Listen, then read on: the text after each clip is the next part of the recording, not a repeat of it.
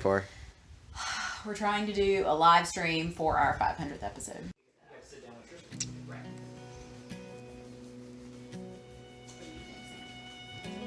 About what? About stuff. What do you think about stuff?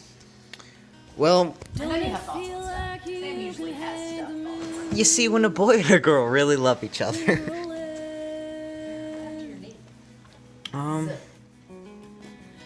What about it? It's written up. What happened to it? There's a leaf on it.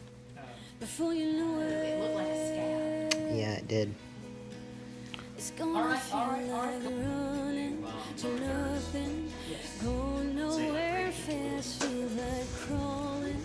If you're gonna touch the lights after they turn on, use gloves. Because they're very hot. I burned myself the first week in evening clothes. How you feeling? You nervous about this 500th show? I'm not, because I think about 50 people will be watching. Yeah. There'll be tens of people watching. If that.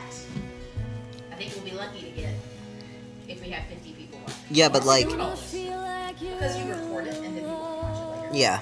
And for some weird reason. And it's kind of fun. Don't you think it's fun? Like, just to see what we do. Like every now and then. What are you gonna wear? Watch it. I don't know. Maybe my balloon dress. That's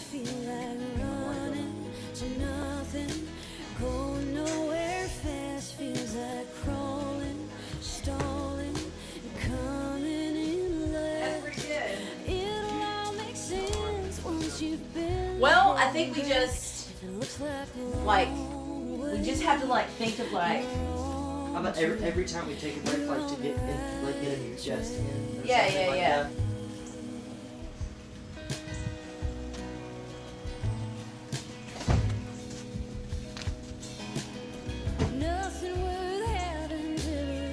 It's the day of filming. It's the day of the live stream. How do you feel about the live stream? How do you feel about the live stream, Jude? Come on, guys. Episode 500.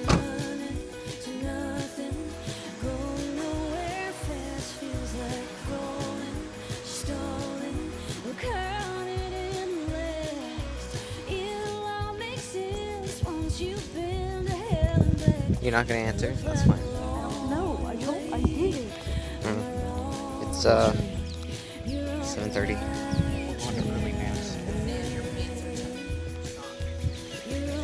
And he knows it's a choice. Yeah, and we have this really big PC here that's supposed to be good for streaming.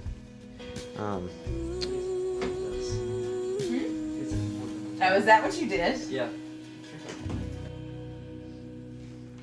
We are getting ready to film the interview with Tristan because he has to leave to go to work. Yeah, and it's been really hectic and stuff because Mom's just like, use an iPhone, and Ben's like, no, we gotta reset up these cameras because our other cameras, iPhones are garbage. the battery's dead, even though iPhones are like perfectly what we need. How do you feel going on the air? Still trying to wake up. Nice. We woke up at 6:30, so we're ready to go. I got you. Yeah.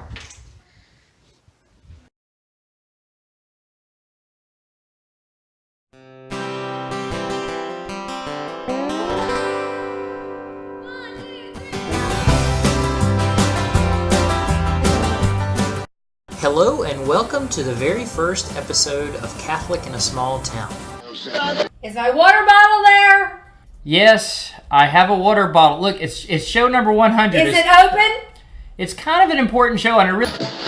On Catholic in a Small Town, number 200. And I'm pretty sure Mac makes somebody cry. All this and more on CST number 300.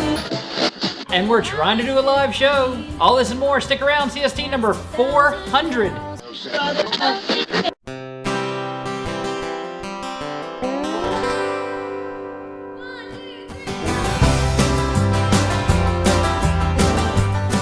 Welcome to Catholic in a Small Town with Mac, And a Catherine, podcast about a Catholic couple raising kids, and living out our faith. one podcast at a time. You're always asking me what it's like to be from a small town. Well, that sure is hard to do, but I'll try just for you. This week on CST, we celebrate episode number 500. Are you ready to tain? Past 1,000 cows and a few cornfields, we come to a place I know. Yep. We get them through her leg.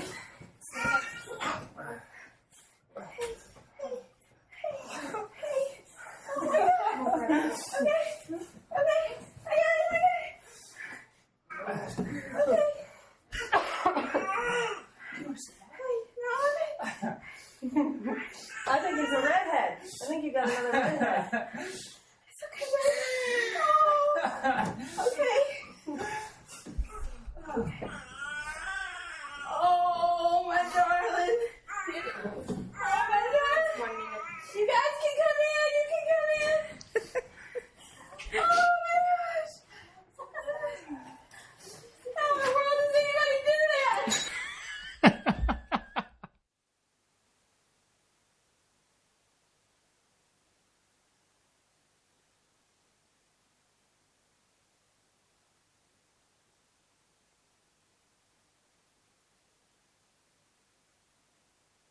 What are Big you trying? and What's our producer awesome. trying to tell us? What is happening right now? Then an unstravaganza is when you...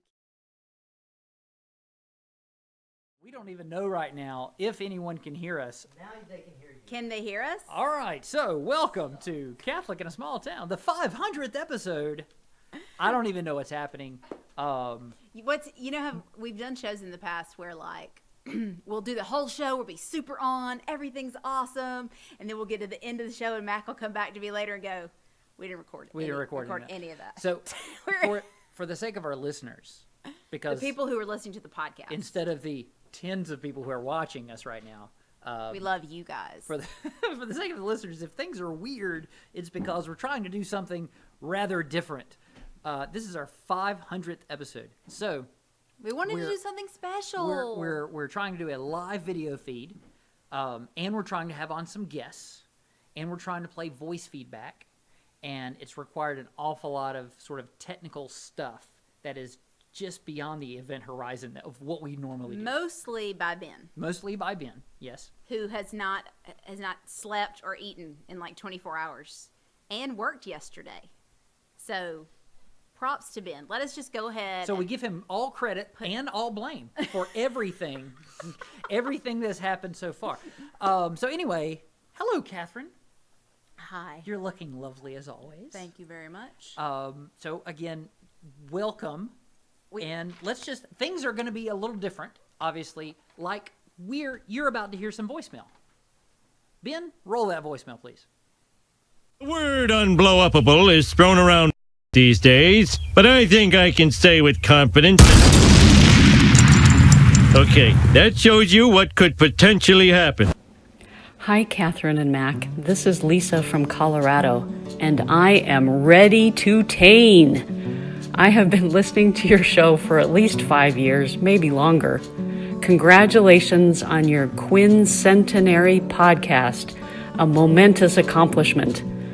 I have to say, my favorite set of episodes was the epic Ready to Tain series.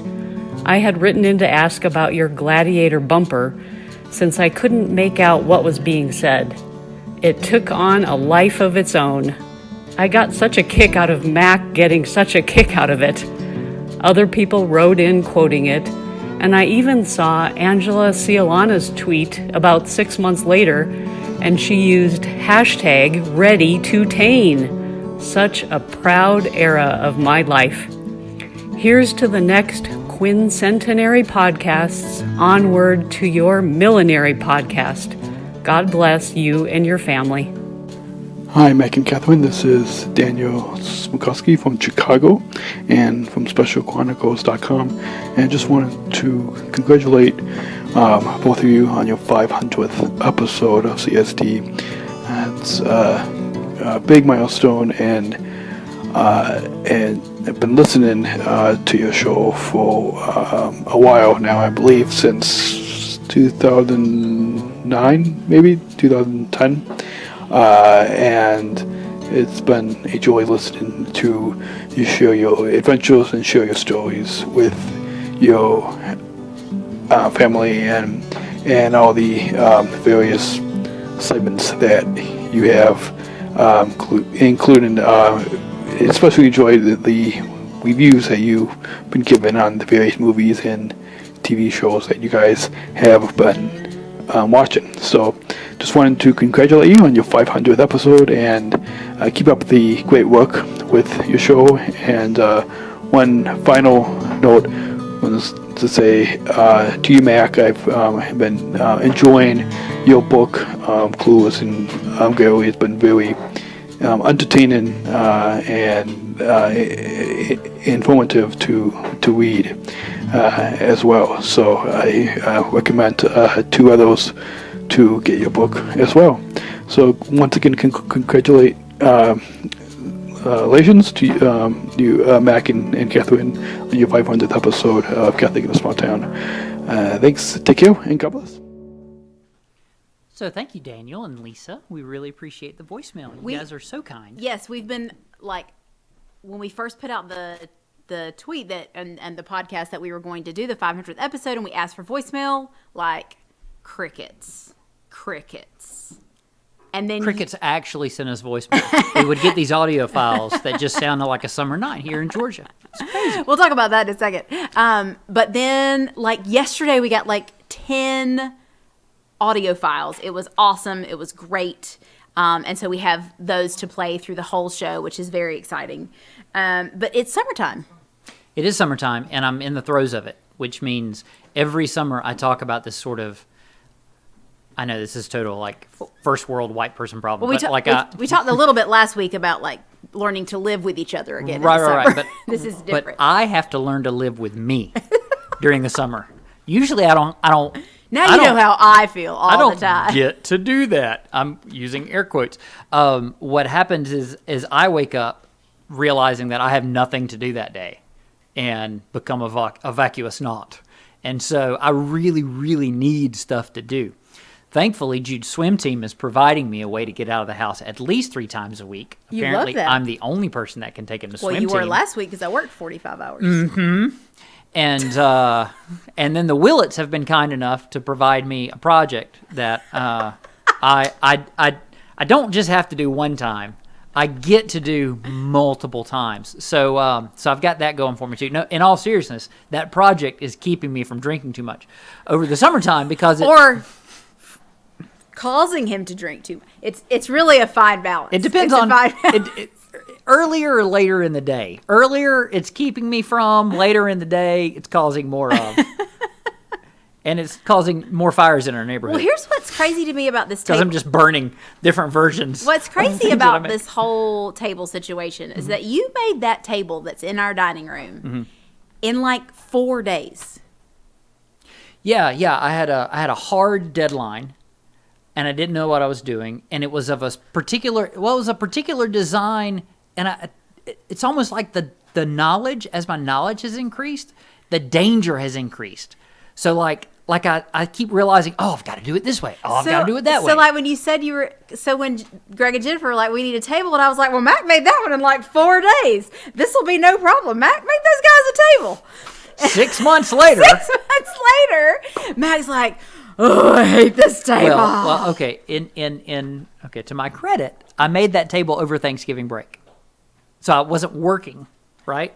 True. And so I've had actual work or trips to England to take. So that's now we've hit upon the break, and I'm actually working on the table again. True. That's true. I'm actually trying to do things as our table is going to fall apart in about 5 years. Okay. Please don't start working on the table tomorrow. Although maybe you should start working on the table tomorrow. Greg and Jennifer's table will last 100 years if I do it right. Oh, wow. So their grandchildren could be eating on this table. They could. And I look forward to having dinner at their house on this table so that I can point out every single flaw that no one else will notice. Yeah, that should have been closer together. Oh, so I'm sorry. Yeah, I got that divot a little. That tendon mortise joint. I just tie a slight rock. Whatever. Silly. You know what? It could explode. I don't know.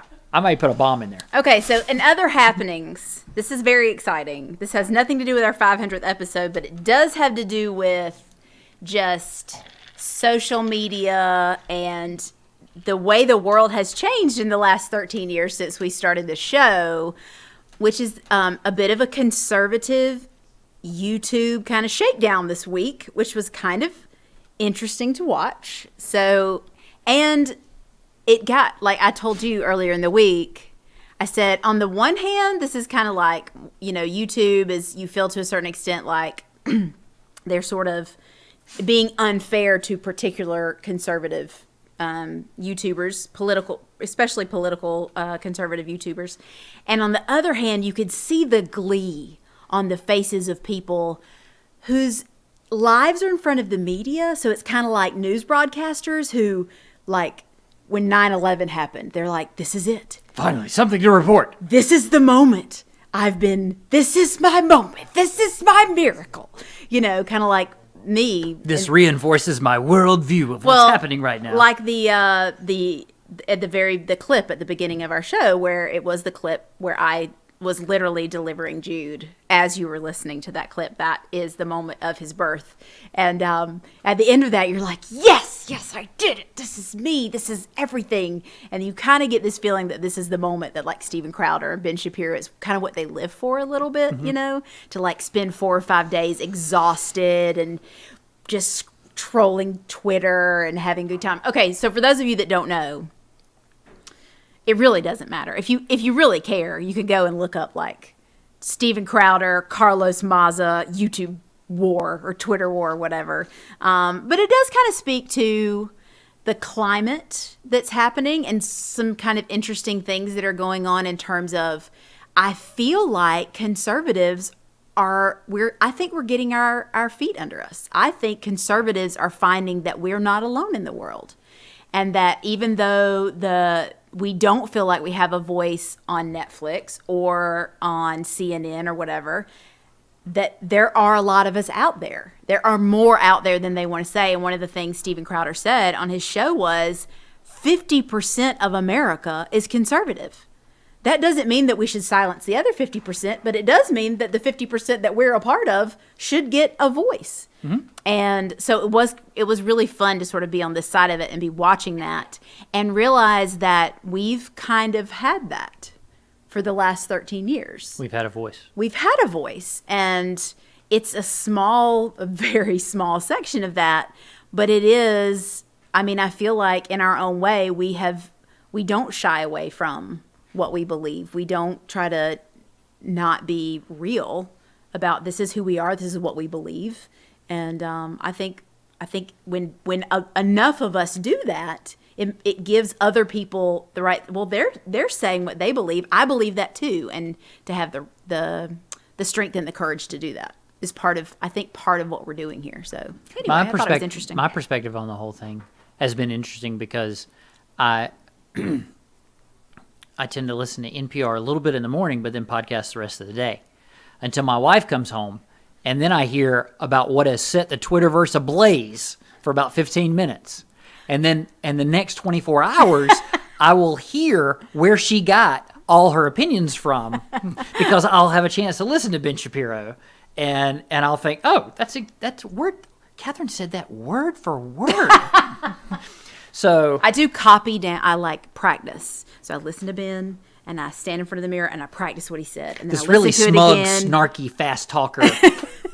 I want to be him when I grow up. So anyway, it's been kind of fun because I hold up in my hole down there and working on the Willits table. Working on the Willits table, which will never be finished. And well, when you have to grow the trees from saplings, it takes a long time. But you want quality wood, that's what you have to do. Ben, roll that next voicemail, please.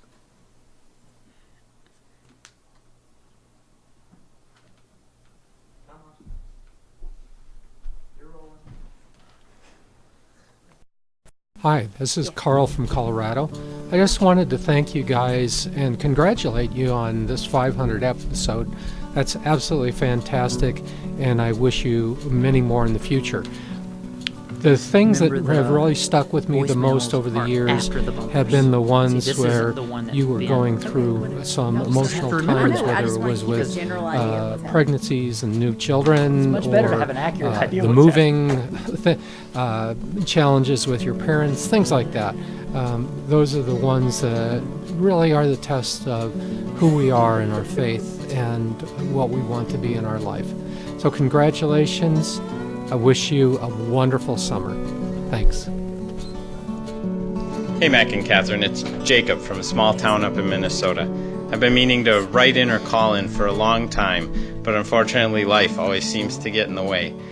I wanted to call on this 500th episode to let you know that you've been a major part of my life through college, grad school, starting a family. My wife and I have 3 boys, 2 age 5 and 1 age 3. And we love listening to CST for the movie reviews, the discussion topics, especially the bumpers, and the larger community that we get to be a part of with CST. Thanks for everything you've done, and we're lifting a toast to you. Bourbon in my hand and a glass of wine in my wife's. Thank you for everything you do.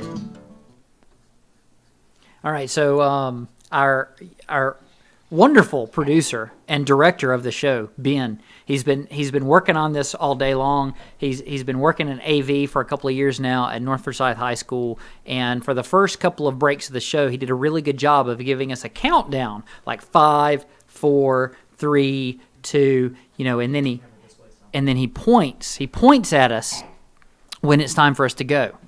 Except this last time, in which he just held up one finger and kept looking at the screen and bouncing his hand back and forth, and then eventually points at us. So we're all like, "What? Okay, go." I didn't feel that way. I knew exactly what he was talking about.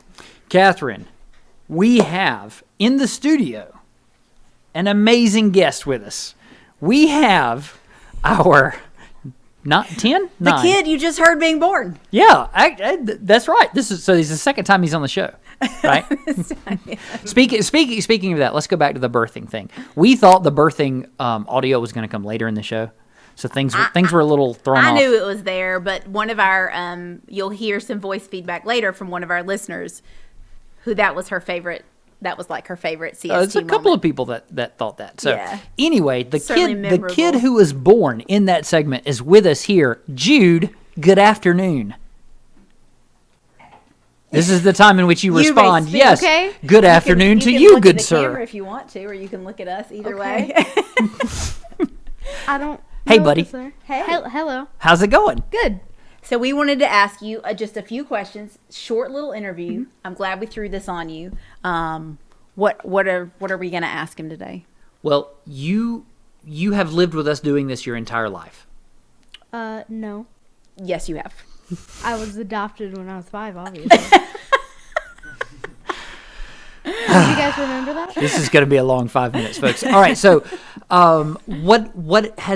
what's it like having parents that podcast? Like once a week, we just kind of lock ourselves in the room and we tell you don't bother us, and oftentimes you guys don't, and sometimes you do. But what's it like? Did you think that other parents did this too? Well, no. I've never really heard of other people that have a podcast. And it's sometimes really annoying, like when you're in the bedroom and I really need to ask you something, but then I can't ask you. And then I just get onto YouTube, and once you come out, I just don't care about the question anymore. It must not have been that important. Yes, they're normally not that important. Are there any podcasting memories that you have in particular? Not really. No. I just remember I don't remember any podcasting memories from before. Well, do you listen to our show at all? I've listened to like an episode and a half. Wow. Well, thank you. Thank you so much for that. Wait a second. Now, he was going to say something. What were you going to say? What's a memory that you have of the show? When I think of you guys doing the show, I think of your door, and then your door is closed, and then the lights are off, but then there's like there is light coming from the bottom and top of the door. This is That's going to end up basically just what I remember. This is end up being some Tim Burton-esque movie where Jude is dealing with current traumas by working his way through his childhood traumas. You know, like Sleepy Hollow, like the flashbacks that Ichabod has of like his mom being tortured, you know? Yeah. Same deal. Exactly the same thing. The closed door. So how do your friends react when they find out that your parents have a podcast? There was one person that you guys were doing it on the porch, and he asked me, hey, what are they doing? And I'm like, oh, my parents do a podcast. And he says, your parents do a podcast? That's really weird. But most people are just like, oh, cool. Okay. Well, you are a part of the family, obviously. You live in this house with us. This is the house in which we have to do the show. And the fact that you cooperate with that and don't cause too much trouble, you know. In fact, you've gotten so much better over the years. You know, it used to be you didn't have the self-discipline to say no to that urge to ask us the question. You had to barge in. And if we eventually create Catholic in a Small Town swag, one thing will be a bingo card or a t-shirt or a mug or something that has a bingo card on it. And one square of that bingo card will say, interruption by child, probably Jude. But you've gotten that square's become less and less relevant because you're so much better at that, at not interrupting us. And thank you for all of the good Catholic stuff fodder over the years. Oh my gosh, Jude, 1/3 of all the stuff we talk about is you, basically. It's true. Thank you. Thank you so much for being you. Ben, let's roll that next voicemail. I understand that I'm a great source of stories, of content. Appreciate it. Thank you.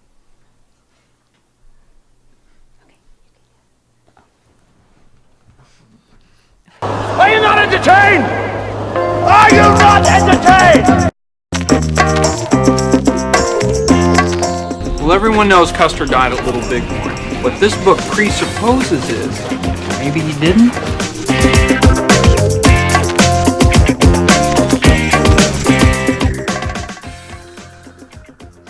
Hey guys, it's Sean, just wishing you a very happy 500th episode of Catholic in a Small Town. I hope you're having a good day and you got lots of feedback. You asked about things that I remember or people remember about CST. Well, the one I remember, actually there's several I remember. The first one I remember was when you guys read out a voicemail that I sent you, voice feedback, and say, who is this guy with the British accent? And I remember Max saying about one day I'd like to have a beer with that guy, and hey, who'd have thunk that actually only a few years later we'd be doing it in the Silver Plough in Pitton.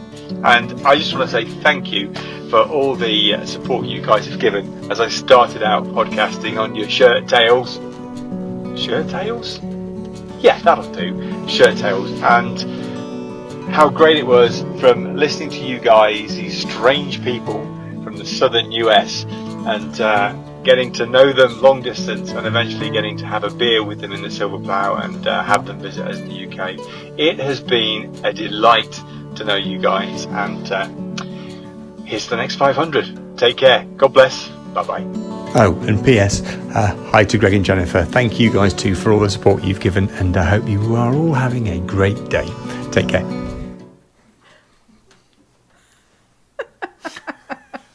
Thank you, Sean. Thanks, Sean. I think we can safely say that Sean is our favorite listener. Ooh. I'm prepared to put that out there because not only he's our favorite or we're his favorite. No, like personally, he's my favorite listener. Okay.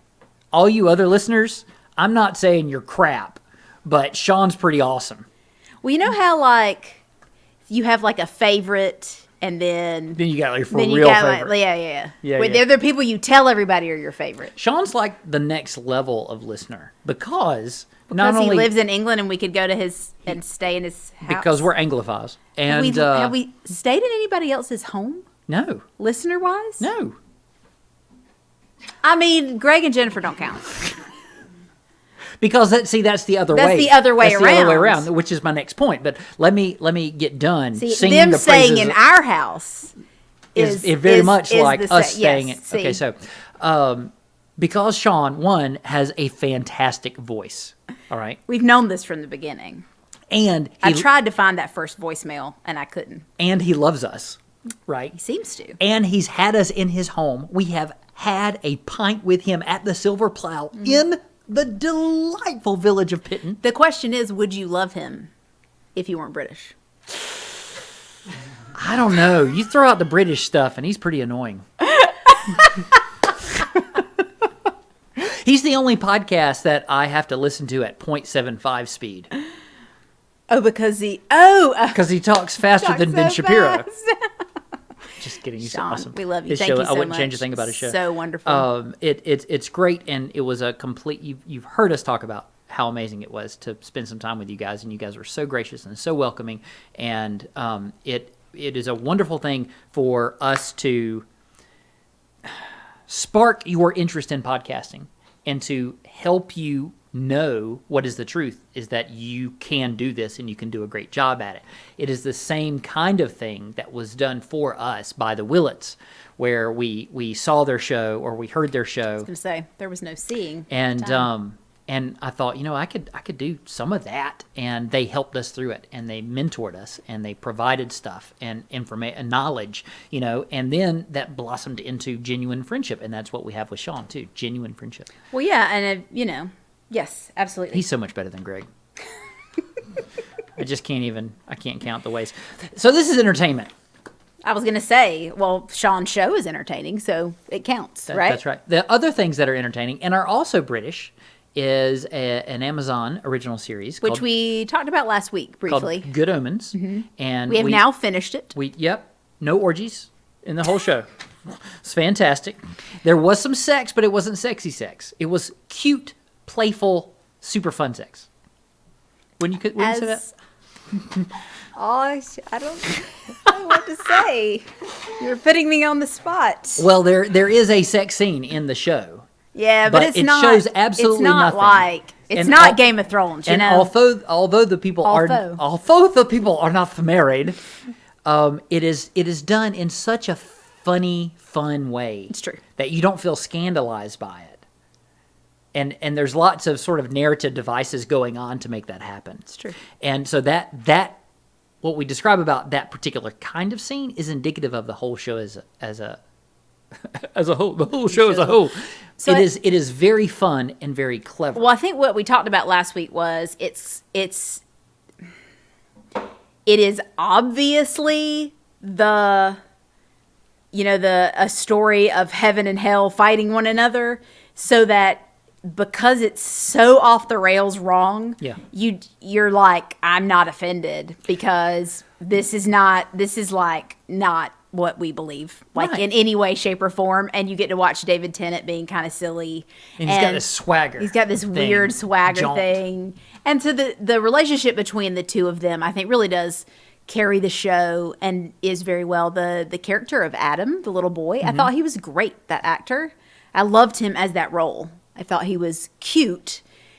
And so, but because of when he needed to be like menacing, he didn't quite pull it off, which was actually nice. Like, you ultimately believe that he's a good guy. Like, he's not going to fulfill his destiny. That's what you believe. What these stories bank on is they create this world where certain principalities, in the very correct use of the term, have powers. And it's very ooey gooey as to who has what power. And you kind of find that out through the course of the episode. And to a Christian, you realize that's completely wrong. Right. Right? There's no reason why this would up. happen. Right.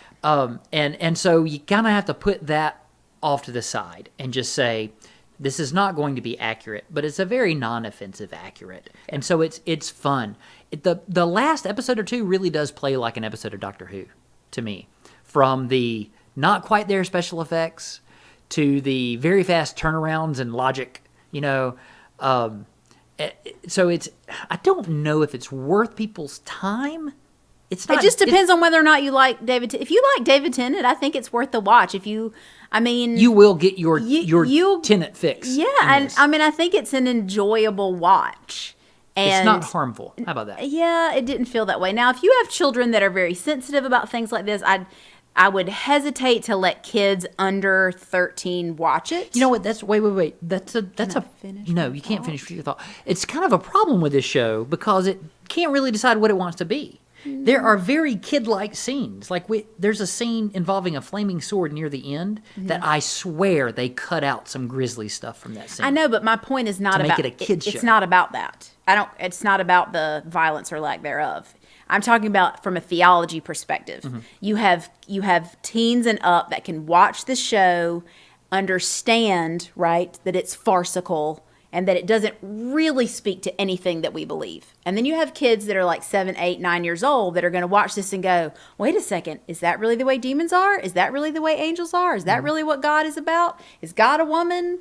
You know, they're going to have these big questions that really this show is not trying to answer, but I think it would be, if you have a kid that's in the process of that growth, it's just going to be confusing for them. So I would definitely not recommend it for any kid under the age of 13 that can't just figure that out for themselves from the very get-go.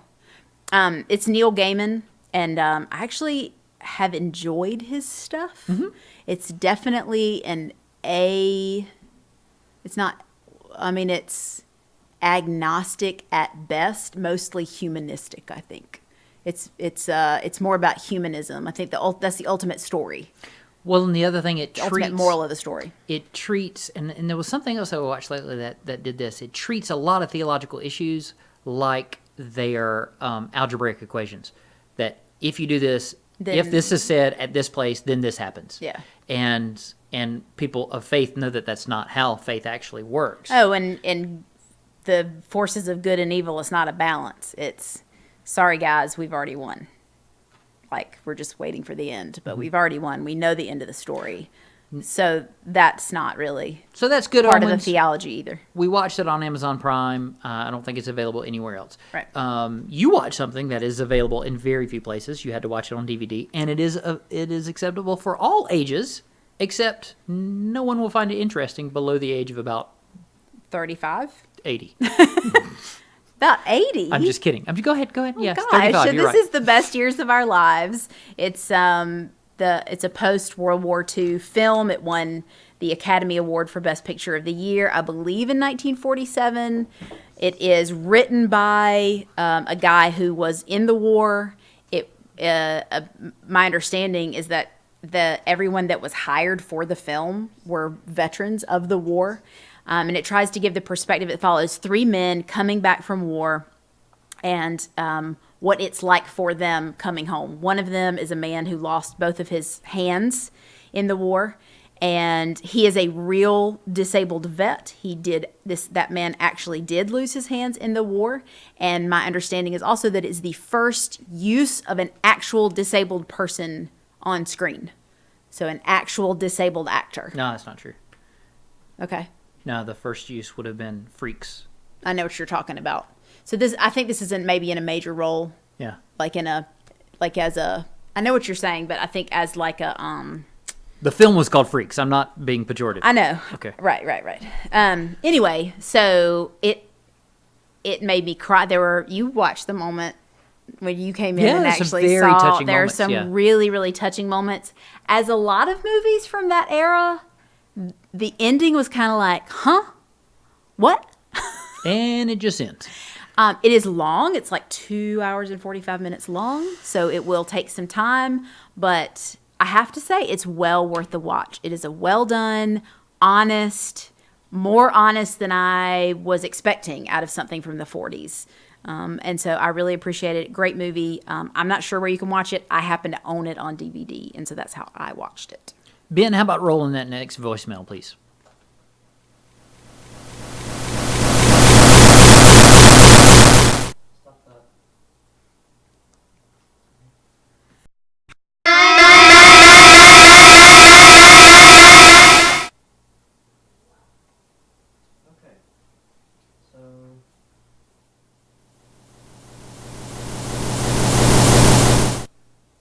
It's playing like multiple tracks.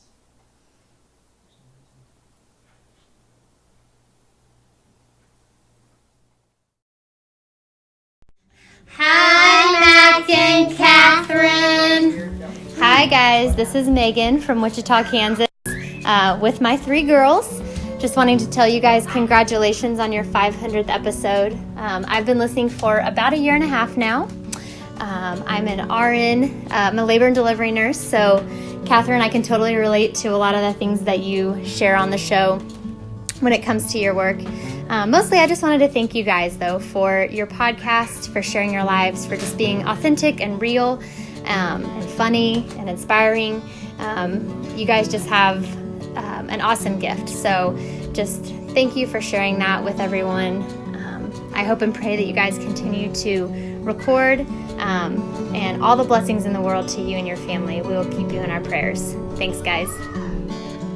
Hey, Mac and Catherine, it's Coley, longtime listener, one-time guest host, and I hope it's not too late to say congratulations on your 500th episode. I don't think I ever would have imagined when I started listening to you 13 years ago, 13 years, where life was taking me, and certainly where it's taken y'all. From Eucharistic congresses to scouting, road trips, plane trips, camper camping, dealing with death, celebrating adoption, all the movies. So many movies, and also some spoilers. I've always benefited from hearing your experiences, and I couldn't ask for better mentors and better mentorship. The only downside has been your introducing me to good coffee. I'm ruined now, and if I can't have better than a Dead Hamster Roasters, it's got to be the smooth taste of Javalia at a minimum. Thank you for the last 500. I'm raising a San Diego craft beer to the next 500. Good luck with the show. I'll definitely be tuning in. It has been a delight. Sean McCarney may be our favorite listener, Uh-huh. but I can say hands down, Coley is our very best military active service pilot listener who has brought me beer to my home. Hands down. Unequivocally. Unequivocally. Coley may be one of the people that's listened to our show the longest, I think. He said he's been listening to our show for 13 years. Man. We grew Coley up. We raised that young man. We raised that kid. We're doing something right. We are. So yesterday I spent time watching videos from this YouTube channel called the Archibald Project. And I bring them up because if you want to cry while watching YouTube... Oh my gosh, I so do.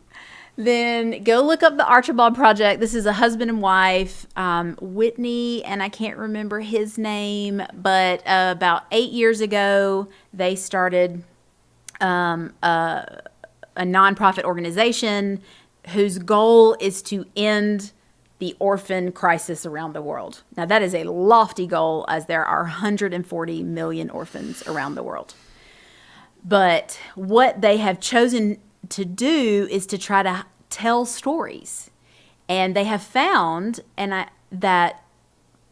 think that's what we find, that as we tell our story, as people hear, and we had a listener that mentioned this, it's like the C.S. Lewis quote, you too? You think that? Mm-hmm. You think that about that? You see the truth in beauty? Beauty makes you cry, Your kid did that same thing. There's something about that when people tell their stories that makes us feel like we're not alone in the world.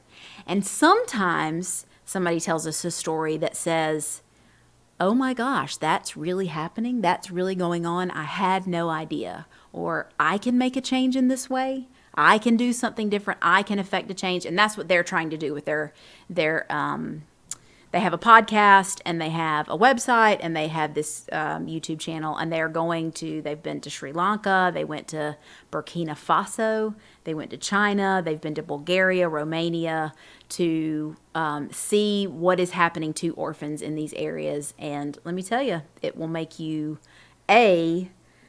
recognize that any whining you're doing about your life is ridiculous, frankly. But I have to wake up every day and not go to work. You're telling me some orphan in Africa is having a harder time than that? Yes. But also that, and it's not about like, hey, don't enjoy your life, but it is saying, what can you do? How can you help? How can you support? in your own way. So it's a call to action. It is as well. It's a challenge. I feel like it is a challenge, but it's also just, it's great hearing the stories of people who are making a difference. And so that's the Archibald Project. It's on YouTube. Go look it up and do what you can to support that thing. And you said, we've already talked about building the table. Is there more? Only in as much as, I didn't expect to talk about it earlier on, but only in as much as it's good for men to have hobbies. Like, ladies, especially you, I want you to understand. Just saying. If you're ladies have hobbies too. I get that, but I think that particularly there's something about men that we need something to keep us busy, to give us purpose. Like when we're young, we can work, and when we're older, if we're not working, we rust. And we go crazy, and we start drinking too much, and we become abusive, or whatever. Or we have a heart attack. Or we have a heart attack, yeah. So men need some hobbies, and that's really important for the partners of those men to know. So although I've been very frustrated by this current project that I'm working on, and I'm really ready for it to be done with, the Willets. At the same time, I have really enjoyed problem solving. Like I have certain limitations as to what I can do because of how much money I have to spend and the size of my shop and this and that, right? And the materials available to me, what you will let me spend or whatever, right? So I don't think no, that wasn't a dig at you. It was like what we have, basically, right? Okay. So, and you're a terrible person. So, no. I'm a turbo person. You're a turbo person. So, it keeps me occupied. It gives me something to do, and I can accomplish something that someone else will get enjoyment out of later. Always been that way, though. But what I'm saying is, I guess I'm not even speaking to men. I'm trying to speak to women that live with men, women that maybe you can grow resentful of someone else spending money that you do not appreciate and enjoy. Oh, you know what I mean? Yeah. Like if I didn't like wine at all, mm-hmm. and you join the wine club, and those things come every month, I'm like, why? You know, I can get resentful of that. But if I know that your hobby... Jennifer, go open a bottle of wine. Catherine, if I know that your hobby is drinking wine, that helps me understand what's going... No. So allow your husband to spend some money on a hobby that will give him some fulfillment and benefit the world. I mean, like carpentry. Carpentry benefits the world. It makes things for people to use, and it makes people problem solve. It's not that men can be carpenters; women can be carpenters too.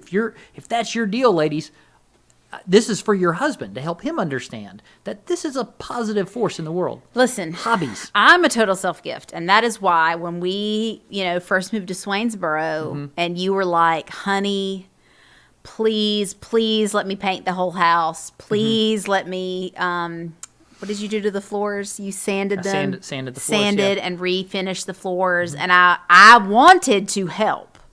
I was like, but like as a wife, I knew that to let you do that. Right. And that would cut into your my wine drinking time. Your morning bed reading, wine drinking but time. I was pregnant. Twitter was not a thing then. I was pregnant at the time. For a brush, she gave me that face, like, well, I'm pregnant. Also, Candace Owens, for those of you that don't know, she's part of the intellectual dark web. Internet conservative sphere. And she has a podcast. It's through Prager University, but she interviews some really interesting people. I listened to her interview Scott Baio.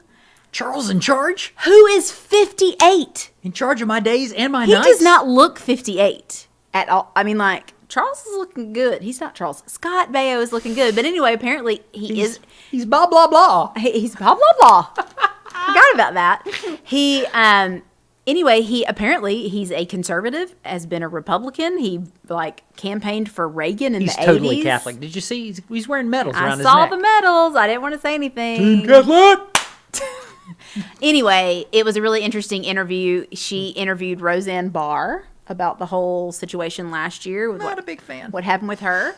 But that's one of the reasons I love these long form interviews is because people get to tell their story in more than just a 5-minute soundbite. And so whether you agree with them or not, at the end of the day, you actually get to hear their side of the story, and then maybe, you know, you'll get a better sense of who they are. So that's the Candace Owens podcast. You can listen to that where podcasts are sold. Well, it's a good point. You know, speaking of where podcasts are sold, Catherine, you know what's also being sold right now is my book, Clueless in Galilee, A Fresh Take on the Gospel. You have a book? Right now, you can go to Amazon and use the promo code GetMaxBook, and they will sell you the book for exactly the same price as if you didn't use that promo code. So I just want to encourage everybody to go out there and do that. Ben, roll that next voicemail, please.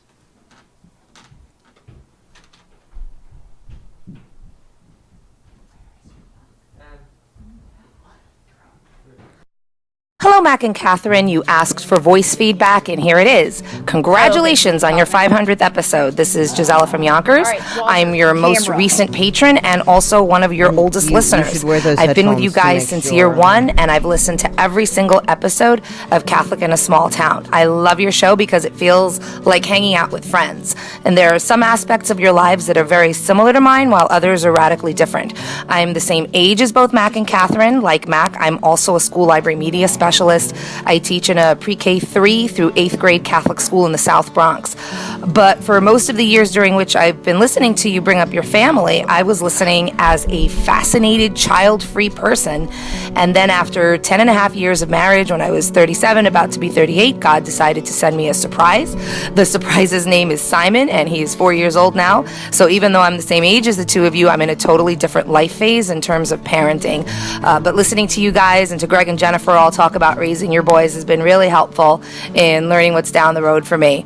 Another completely different aspect of our lives is the whole small town thing. Is I was born and raised in New York City, and I still live just 4 miles away from there. I still work there. My parents and my other relatives are still there, so I'm there all the time. So I won't take up any more of your show time. Once again, congratulations on your 500th episode, and I'm looking forward to the next 500 to come. Bye. Hi, Mac and Catherine. This is Steve in Michigan. I want to congratulate you on reaching 500 episodes. That's quite an accomplishment. I've been listening for 8 or 9 years, maybe more.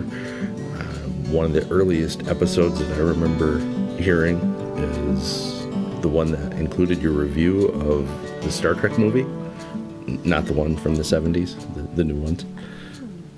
I don't know why I remember that particular detail, but I do. As far as specific memories of episodes, the one that always comes back to us is when you realize that your children are dishwasher stupid. Yeah, it turns out my kids are dishwasher stupid too. And my wife and I still refer to that today. So thank you for that. And thank you for sharing your stories of your family and how you live out your Catholic faith in your everyday lives. I look forward to hearing more of your stories and adventures in the years to come. So thank you and best wishes. So did you hear Gisela say that she went back and listened to every one of our shows? Like for 4 years? I listened to a lot of voice feedback today, so I may be getting them mixed up.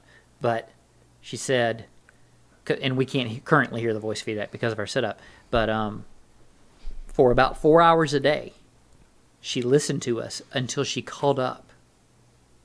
Can you imagine how insane you would go if you listened to us 4 hours a day? God bless you, man. I mean, I can't listen to this guy for like more than about an hour a day. You would make a terrible husband. Bam! Wow. Okay, so we have Sam with us now. Oh my gosh, we have another wonderful guest. Hello, Sam. Hi, Sam. Hello, parents. Thanks for coming by. Thank you for making the time. You're welcome.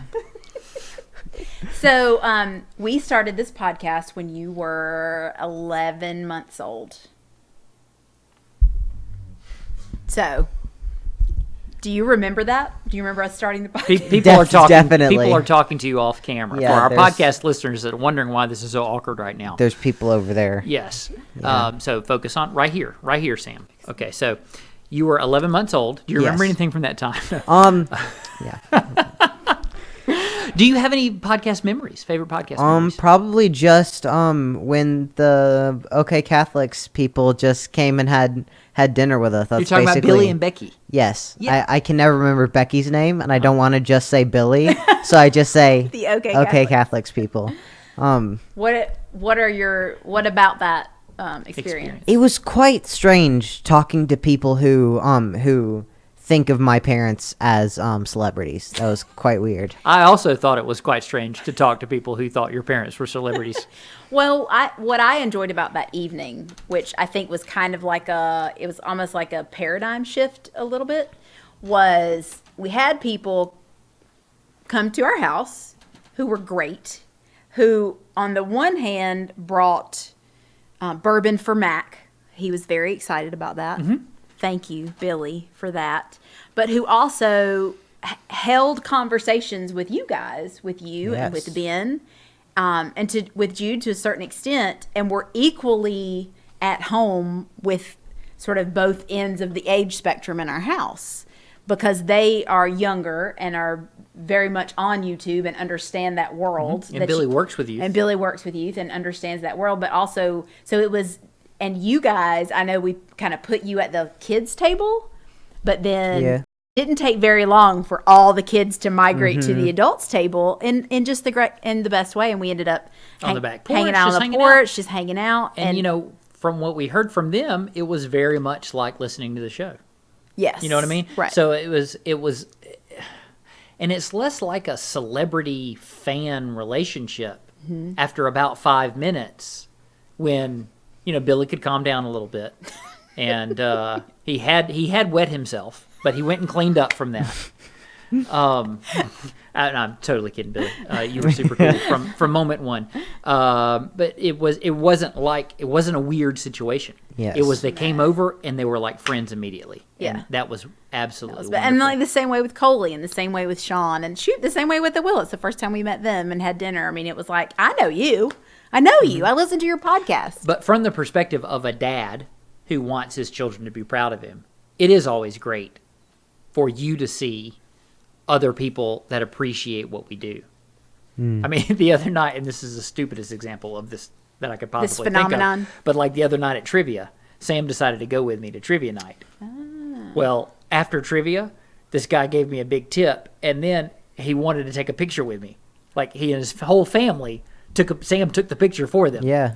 That's never happened before. Never happened. Will never happen again. But I thought, how cool is it that Sam gets to see this? I do my little stupid show, right? And these people really appreciate it and really enjoyed it. Well, so other than that, so that the Becky Billy thing. So we didn't really get into it with Jude at all, but one of our best friend relationships, and even your best friend relationship, is because of podcasting. In what way? Tommy Willis. Oh, yes. It's like one of your best friends. And it's because of podcasting. And so do y'all ever talk about together? Do you talk about the fact that your parents are Not really, podcasters? because it's been so weaved into our lives that it just seems unnatural for it to be anyway else. Yeah. So You're native to it. And you're not so popular that it's like we remember or we get reminded that you guys are podcasters. It's like just a fact that makes both of our families like closer and also different to most other families. Because it's a pretty small pool of people, like the children of podcasters, who would be able to sort of understand. That's Ben's documentary that he eventually makes. No, that's Logan Paul's new documentary that he's making on us. No. Please don't bring a Paul. Please don't let him in there. Well, Sam, unless you had something else to say. Well, what are your friends? You know, you spent some time in public middle school. Did that ever come up that you had parents that podcast? Not really, and I that was such a traumatic experience for me. I choose to just completely forget about public middle school. True. So it sounds great. Sounds like. Well, you know what, Mac? Thank you for coming on to the show today, and we look forward to you being our producer soon as Ben passes the reins, so to speak, into your hopefully capable hands. Hopefully. Thank you for all the work you did today. Absolutely. You're welcome. It was a lot of help. The whole Tristan interview thing. Yes. That's gonna be on that. I edited that earlier. Yes, you did. Yes. Great job. Just so the people know. Go ahead and roll that next bumper, Ben. So what was in the mail?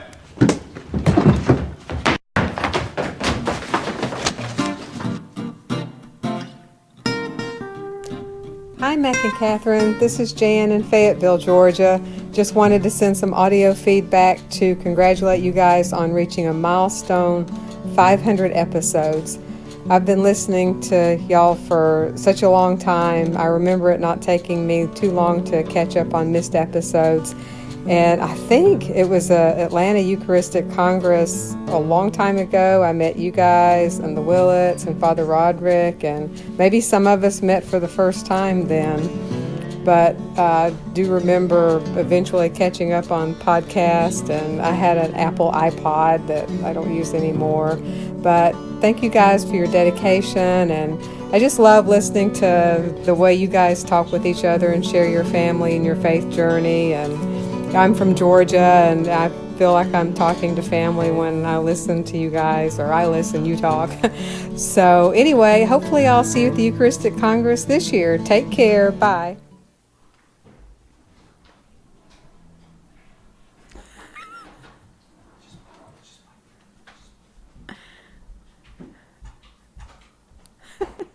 And I'm back. Mac will be back in a minute. In the meantime, I'm going to read the first of our emails from, the first one is from Bob. Bob has been a listener to the show for a long time and frequently writes in, and we love hearing from him. And he's responding to us talking about Godzilla last week, and he says, Mac and Catherine, Godzilla is a fictional monster originating from a series of Japanese films first appearing in 1954. King of the Monsters is a recent Americanized version of the original film. The original black and white films were low-budget affairs with English dialogue. Lip sync was impossible, and the voices rarely fit the actor's visual image. I am old enough to remember going to the drive-in, remember them? With the family, 8 of us packed into one car. They were comic books with live-action characters and monsters. The world was very aware of the dangers of nuclear war. In school, we drilled sitting against the corridor walls and placing our hands over our heads between our knees, while our parents talked about how, with Fort Benning here, we would never hear the boom. Godzilla was a sea monster awakened by the nuclear radiation that rose to wreak havoc on Tokyo while the military struggled futilely to stop him. Her? ? It was so successful that more monsters were created for Godzilla to fight with while wreaking havoc on major cities, very much like many recent superhero movies. If you can find a copy, it would be a blast in your home theater. That would be fun. One of the very first, was I supposed to continue reading? Yep. Oh, no, you go ahead. Meanwhile, congratulations on 500. I've heard them all as you posted them. I found you through Father Roderick, and I heard about this priest who was posting sound recordings from Rome at the death of Pope John Paul. That led to the Rosary Army and Catholic in a Small Town, as well as other Catholic friends. You have the distinction of being the only podcast that has endured without disruption, rebranding, or renaming. What? I didn't realize. Is that true? Oh my gosh. Us? Us? Wow, little us, huh? We've been around for a while, hadn't we? That is reason enough alone to keep listening. Sorry I didn't send a sound message, but thanks for being there for us. Bob is our favorite listener. Did I mention that? Okay, so one of the first movies, the very first VHS tape my family ever rented, that was ever shown in my home, was Abbott and Costello Meet Frankenstein. Okay. One of the next ones that was ever shown was the 1985, I want to think, version of Godzilla. Okay. It was one of Orson Welles' last films. Cool. Why Orson Welles made a Godzilla movie We in will 1985, never know. I have no idea. He needed the money. I'm sure it was as good as it sounds. He's all about the money. And those sandwiches, apparently. Did you see him by the time he died? Lord have mercy, he was bigger than Godzilla. Marlon Brando. Maybe they were the same person. Maybe they were. Read this. Read that. Oh, I need to read something. Yep, that's why I handed it to you. Oh, one more thing about Bob. Did you notice he told us where he was? He's in Georgia. Yeah, Fort Benning. Yeah. Well, no, that's where he was born. I know, but that's outside of Columbus, Georgia. Oh, that's true. Yeah, that's right. That's where my dad was born. I know. How about that? Maybe they knew each other. Oh my gosh. Did you also break an ankle jumping off your house with an umbrella because you saw the paratroopers at Fort Benning practicing? Oh my God. Like my dad did? Just when you think your children do stupid things. All right, this is Pat or Pat and Ron. Well, which is it, people? Look, pick a lane and stay in it. Jeez. Okay, congratulations on the recording of your 500th episode. I've been a loyal listener since your first episode. First episode? See, you're having to renege on your statement about, who was that, Jan? No. Who? Jan's also from Georgia. Coley's and been sounds listening fantastic. to us for a really long time. Coley, yes. So Coley's So not... we have some super loyal listeners is what we have. Coley's not the hot stuff that you made him out to be. Well, he is a pilot. I could fly a plane too, if I wanted to. However, the last picture we saw of Coley flying a plane, he was holding a copy of my book, Clueless in Galilee, A Fresh Take on the Gospels, available now wherever fine books are sold. All right, Pat and Ron say, congratulations on the recording of your 500th episode. I've been a loyal listener, and I've listened to all of them, but I got behind last summer, and it's taken me until this week to finally catch up. Well, Pat, I'm a little disappointed in you, but you've tried to make amends lately, and as your penance, you may want to consider going out and picking up a copy of Clueless in Galilee, A Fresh Take on the Gospels by Mac Barron. I'm not much of a movie watcher, but I enjoy your take on the entertainment industry. I really enjoy hearing about your family adventures, and now that I am caught up in my listening, I might have to offer a bit of advice or commiseration occasionally. We have been married for almost 50 years and have 5 children and 12 grandchildren. Wow. Can we just give a moment just to applaud this guy? Well done. 50 years. Wow. Nice job, man. Lady. Pat's a lady, clearly. Yes. Unless they've had a very progressive marriage 50 years ago. I am a cradle Catholic, while Ron converted about 5 years ago. I really enjoy your Catholic stuff segments.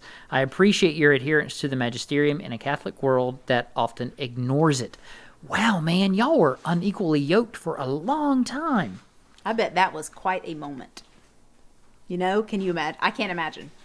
No. And you know what? It just means don't give up hope. Yeah. If you're in that situation, as we know of, friends, listeners, other podcasters that actually are in that very situation. That's right. That you don't ever give up hope and keep praying. That's right. Yeah. Okay. May God bless you as you hopefully continue your podcasting career for many more years. Have a wonderful summer with your amazing family. I made an audio file, but I cannot figure out how to attach it. Well, Pat. if you figure it out, we'll play it, Pat. We'll play it. So we'll be glad to play it. Aaron says, hey, Mac and Catherine, I just saw your live in 20 hours post on Patreon and realized, oh no, I haven't sent in any feedback. I can't send voice feedback now because all you'll hear is my noisy kids, and I'll forget again if I wait. So I just wanted to let y'all know I've been listening to your show for a long time. I can't tell you how long, but since your big boy Jude was just a baby. Y'all have brought me too many smiles and laughs to count and have turned quite a few bad days around. My husband will thank you as well for avoiding Angry Wife on the many late nights of corn or wheat harvest when I go back and listen to old shows that keep me smiling while I clean house and wait for him to show his face. Y'all have a wonderful show that's funny and thought-provoking and faith-building, and I sure appreciate you taking the time to do it. Here's to the next 500. Thank you so much. All right, you read. Am I reading one? That one. All right, this comes from Alan. Hey, sorry for the late suggestion. I just listened to you asking for submissions for the 500th show. A few years ago, someone wrote in about the entertainment bumper and how they thought it was Are You Ready to Tain? If memory serves me correct, it was one of the things that built up over a few shows until finally Mac just kept making comments about being ready to tain. He had to pause the show and put on hold music while he composed himself. It was one of the funniest things. Just writing about it now makes me crack up. That's a great, apparently it's a that's very memory. memorable because multiple people have written in. And actually, we listened to the, Lisa actually sent us she said a rundown, like the time codes. codes. This is the time code, like episode 269, then 274. Anyway, so we went back and listened, and it really is funny when Mac, when he realized just how funny that was. Like, ready to tain. Like, that is so we out of never left field. I never would have heard that in my life. Gosh. Thank you for that. What's really funny is That is a gift. if you're watching this stream, Ben, as part of his experience of the day, went and found all those little clips, the actual movie clips, and so you can actually see Russell Crowe standing there in his gladiator uniform saying, "Are you not entertained? Or are you ready to tain?" One or the other. Teresa says, M&K, I am trying to make a one-dime donation to you, but I cannot find the link on your website. If you will please send $3,000 to this address, I have a lot of... I'm just kidding. Teresa did not say any I am the daughter of a Nigerian prince and need to move some cash out of the country. She says, congrats on your 500th. I found you through the Willets and have listened for several years now. Love your podcast format. By the way, I'm wondering if Katherine is going to finish her book, which I started when Jude was like 6 months old. I have binge read through the 11 chapters and need an ending. Oh, why do you people do this to me? Sure, one day I'm going to finish it. I mean, does that make everybody feel better? Yes. And then you'll be a published author, like me. Anything else there? If you would like to email us and do a email smack of Mac in the face, you can do so. Feedback at catholicinasmalltown.com.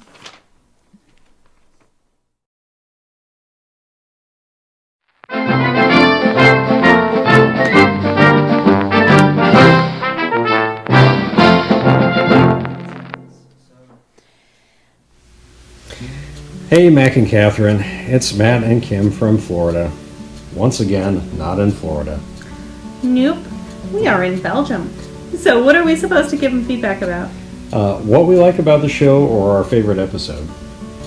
Well, I'm rather sad there are no more hamsters. Furniture always needs rearranged. Yes, I was definitely going to mention the hamsters. Squid wrestling, love it. Yeah, but now all they do is complain about other people wrestling their squid. Oh, yeah. For those of us who still are having 2-year-olds in mass. Still squid wrestling. Mm-hmm. If we have to say favorite episodes, although I did like hearing about the multiple instances of hamster side, but the one with having the baby in the hallway has to take the cake. I bet no other podcast has done that. You rock, Catherine. My hero. Mac, you're okay too. Yeah. All right. Congratulations on 500 episodes. Keep it up. We look forward to 500 more.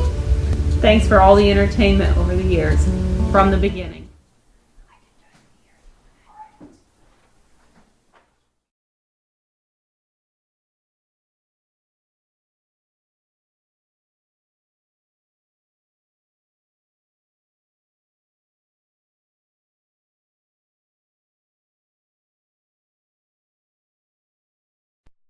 Jesu Domine, dona ei. Now we're good. Well, Ben says we're good, so I'm going to have faith in him. As we have most of the last 24 who knows hours. what you as a podcast listener probably hear everything like it's supposed to be heard, but God help you if you're watching the YouTube stream right now. We're trying to do. Okay, so patreon.com/CST is the place that you can go to support our show. And we want to say thank you very much for doing that over the years. And we would not be at 500 episodes right now. We would probably be at something like maybe approaching 400. Yeah, maybe. Ben and I were going through some of the episodes, and we were trying to find like the 100, 200, 300, and we were like, well, it should be 2 years later, but it's not. But it would be like 3 years later. And so once we got to 400 was almost exactly 2 years ago. Mm-hmm. So what Patreon really did was, and really not what Patreon. So Patreon made this possible, but you guys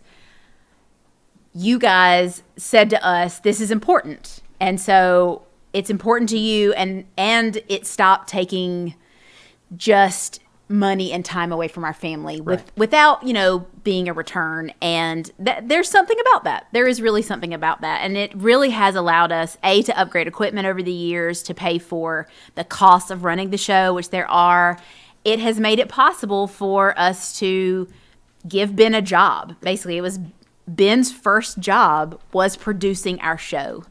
And it's wonderful that you guys have made that possible for us. We so appreciate it. Thank you. I don't even want to ask for more. I just want to say thank you to the patrons that are out there now that have done this for us. We appreciate everything that you've done, and that's it. Well, and Katherine is too proud to do that, but I do. I totally want to ask for new patrons. So if you're listening and you've never supported our show or someone else's show, I want you to prayerfully consider doing so, because, as you can tell, it helps people. It helps people feel more accountable to their community, because it allows them to know that the community exists. It's a reminder that people appreciate what they do and get something out of what they do, and can be formative influences for people like Coley, who, without us, frankly, would probably be a crack addict. But that was my impression. Instead, he's a military pilot. So, it just shows you the healing power of CST. Speaking of giving Ben a job, we have here in the studio our producer, Ben Barron. Ben, welcome to the show, buddy. Yay! Thanks for having me on. Thank you for taking the time to move from there. Yeah, to move from behind all the lights and cameras to right here. So, what's the show meant to you, Ben? So, mainly a job. It's been great having a job for like the last, 4 years I've been producing the show now? You were 11, I believe, when you got started. 13? So, about 4 or 5 years, Yeah. somewhere in that range, since I've been producing the show. And it has been great. I've been able to work on my video and audio skills. Like, I don't think I'd be as good as at the programs that I use daily now. Well, it certainly it's an ease of transition, like moving into high school with an AV. Like, you were like, this is old hat to me. I mean, there were lots of new skills that you have learned since going to high school, but there was no... You took a lot of skills with you to high school from your experience with our show. Yeah. Sam brought this up in sort of behind-the-scenes conversations with, and I even heard, I think one of the Willits kids mention this, is, or maybe it was Jennifer talking about what she's seen with their children, is the fact that we have done this kind of work has influenced you guys in a big way. Like, what do you think you'd be doing right now? If we hadn't done the show, do you think you'd have an interest in AV? I think I honestly don't know. Do you remember a time in your life before we did the show? I don't. As long as I can remember, you guys have been doing the show, and I think it's because of the show and because like you guys have been doing this sort of work, like audio video work, for so many years, that I was able to first learn how to do it and actually pick up on it. And I don't think without that push from you guys to like start doing this stuff, I don't think I'd be at the level I am now, like being able to produce films and things that I do with my friends. Well, and probably having parents who get it, who don't see it as like a dumb hobby, that already have the equipment at home. Advanced stamp collecting. That's what Sean says. That's Nikki's perspective on podcasting. It's just advanced stamp collecting is all it is. Well, and I think for us, because we obviously tend to the dramatic, our children naturally have tended to the dramatic, and it's given you an outlet. And I think you probably, I feel like confident enough that you would have found that anyway. Like, YouTube's pretty ubiquitous these days. It's hard. Everybody's I don't know about that, but it's everywhere. So what's one of your favorite CST memories? Podcasting memories? And I don't really like to bring this up with my friends, but since this is the CST listeners, the Christmas of Pooh episode I like to revisit every now and again. Just to hear the dramatic, because you rev up, you really, it starts off slow, in your tone of voice, and you really rev up when it comes to, explaining the situation there. If you haven't listened to the episode, don't feel free to. You can look that up. Ben was 8, so that was 8 years ago, so somewhere around 2009, 2010. It's called The Christmas of Pooh. And that's memorable. Kind of brings us to another point that Sam sort of started to make, and that don't guess we let him make when we interviewed him was that it is a document. I mean, this is a document of y'all's lives. Absolutely. And the stories that we tell are the everyday stories that we would have forgotten about. Yeah. And who knows if we would have remembered the Christmas of Pooh. Probably not in quite the same way without the Mm-hmm. podcast to go back and listen to. That's true. Well, Ben, thank you for all your work today. Yes, thank you for having me on the show. You've been wonderful. Eventually, please eat some supper.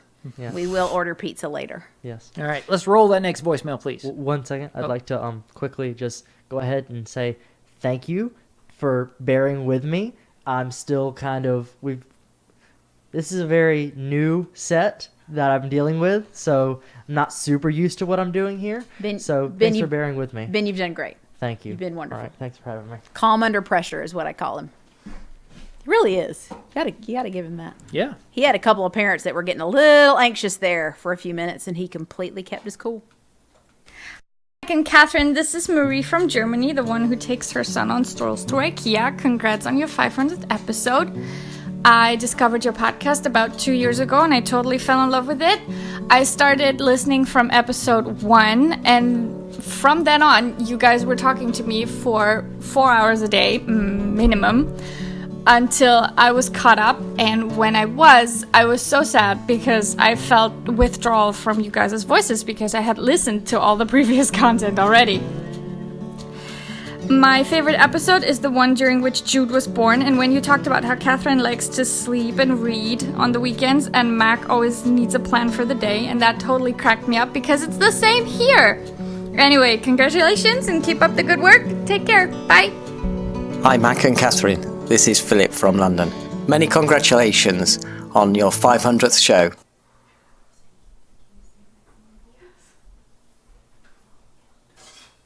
All right, so obviously through the magic of podcasting and whatnot, are you manspreading on our show? Oh, can I see You're that? on video. I'm so sorry about that. All right, so this is a little bit of out of synchronicity here with the rest of the show because you have to go to work. So this is bright and early Sunday morning. This is pre-roll, people. Hello. Early as in 11 o'clock. Early as in 11, yeah. Tristan, you are our oldest son. This is true. And not the firstborn, as Ben likes to point out. This is true. So you moved in with us in August of 2012. And did you have any particular... Now, we talked about this yesterday a little bit, and you said you don't ever listen to the show. No, I don't. But what was your question? Well, when you moved in with us and you realized we did this, did you have any particular thoughts about it? Not initially. When I speak about it, I didn't really know what podcasting was before I moved in with you guys. But really, there's different kind of podcasting. There's interview-based podcasting, and there's just conversational-based podcasting. And so, I didn't know the difference until I moved in with you guys. Okay. Or really just be introduced to the whole concept. But once I was introduced, then I learned, that it's something that's entertaining and I can get into. Was it difficult for you to get over the sort of celebrity factor of moving in with such big names in the Catholic podcast sphere? I mean, we know you'd heard of us. I was overwhelmed. When I got that little notice when I was still living at Harrington that Mac and Katherine were interested in me, I was sort of overwhelmed, shocked. I wasn't prepared. Not the Mac and Katherine. So ridiculous. All right. So the purpose of this conversation is supposed to be sort of like your live in relation to the show. So your sister listens to our show. Yeah, and that's what I was going to get at a second ago was Miranda. Well, the show, in a practical sense, is a great bridge between my biological family and you guys. If they wanted to get to know you, but they can't hang out with you as often as they would like to, they can listen to your show and they can get years of history that you guys have shared with your audience members. That's a practical nature. You can connect with somebody more emotionally as well. And for instance, if I wanted to listen to your guys' history, there's probably so much that I haven't heard of or so much that we haven't conversed about over the years. that I could probably pick up on from just a little bit of passive listening. Yeah. But, you know, and that's something I still have the option to do, which is nice. And that's the way that it can impact my life in particular. But the main way is being able to have a conversation with my other family members about you guys, even though y'all don't really hang out very often. And then you've mentioned that, like, Miranda doesn't necessarily, like, jive with us on issues. Yeah. I mean, but that's okay. Like, yeah, exactly. I think we do a fairly decent job of, like, we're okay with people disagreeing with us, and we don't agree. That's right. We have things we disagree on, and so it's nice for us. We can kind of get and I'm sure Miranda spends time, like, yelling at like a lot of people do, yelling at the radio. No, you're wrong. You're so wrong. But again, it allows her to get to know us and to know that about us without being sort of confronted by it. In a different way. And what about, like, any podcasting memories? Memories in particular? Yeah.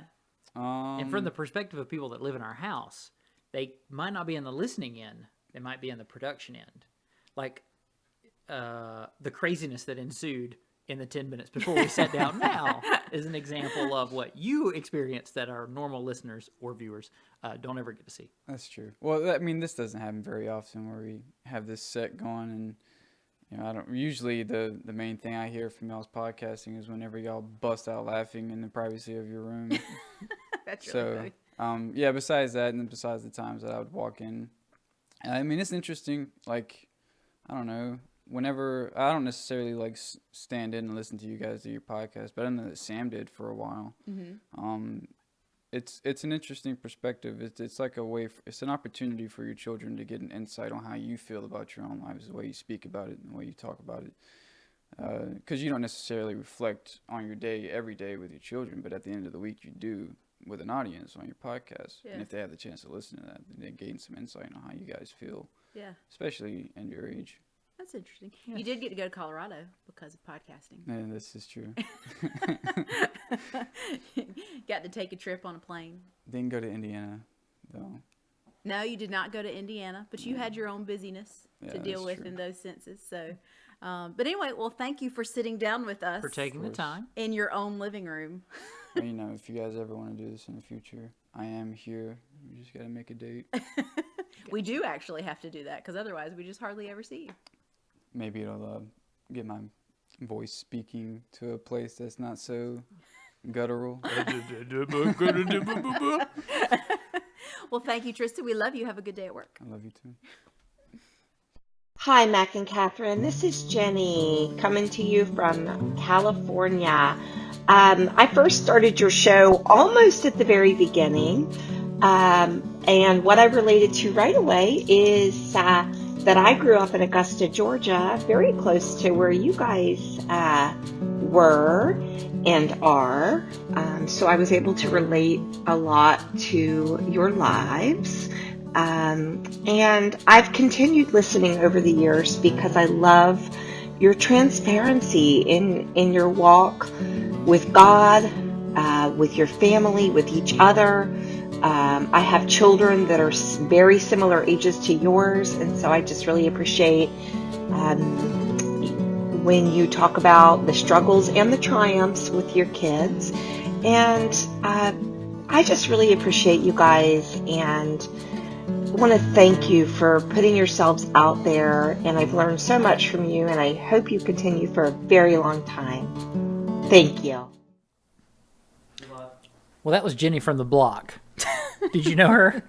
No. You know, people say she's changed, but she's really just Jenny from the block. I mean, yeah.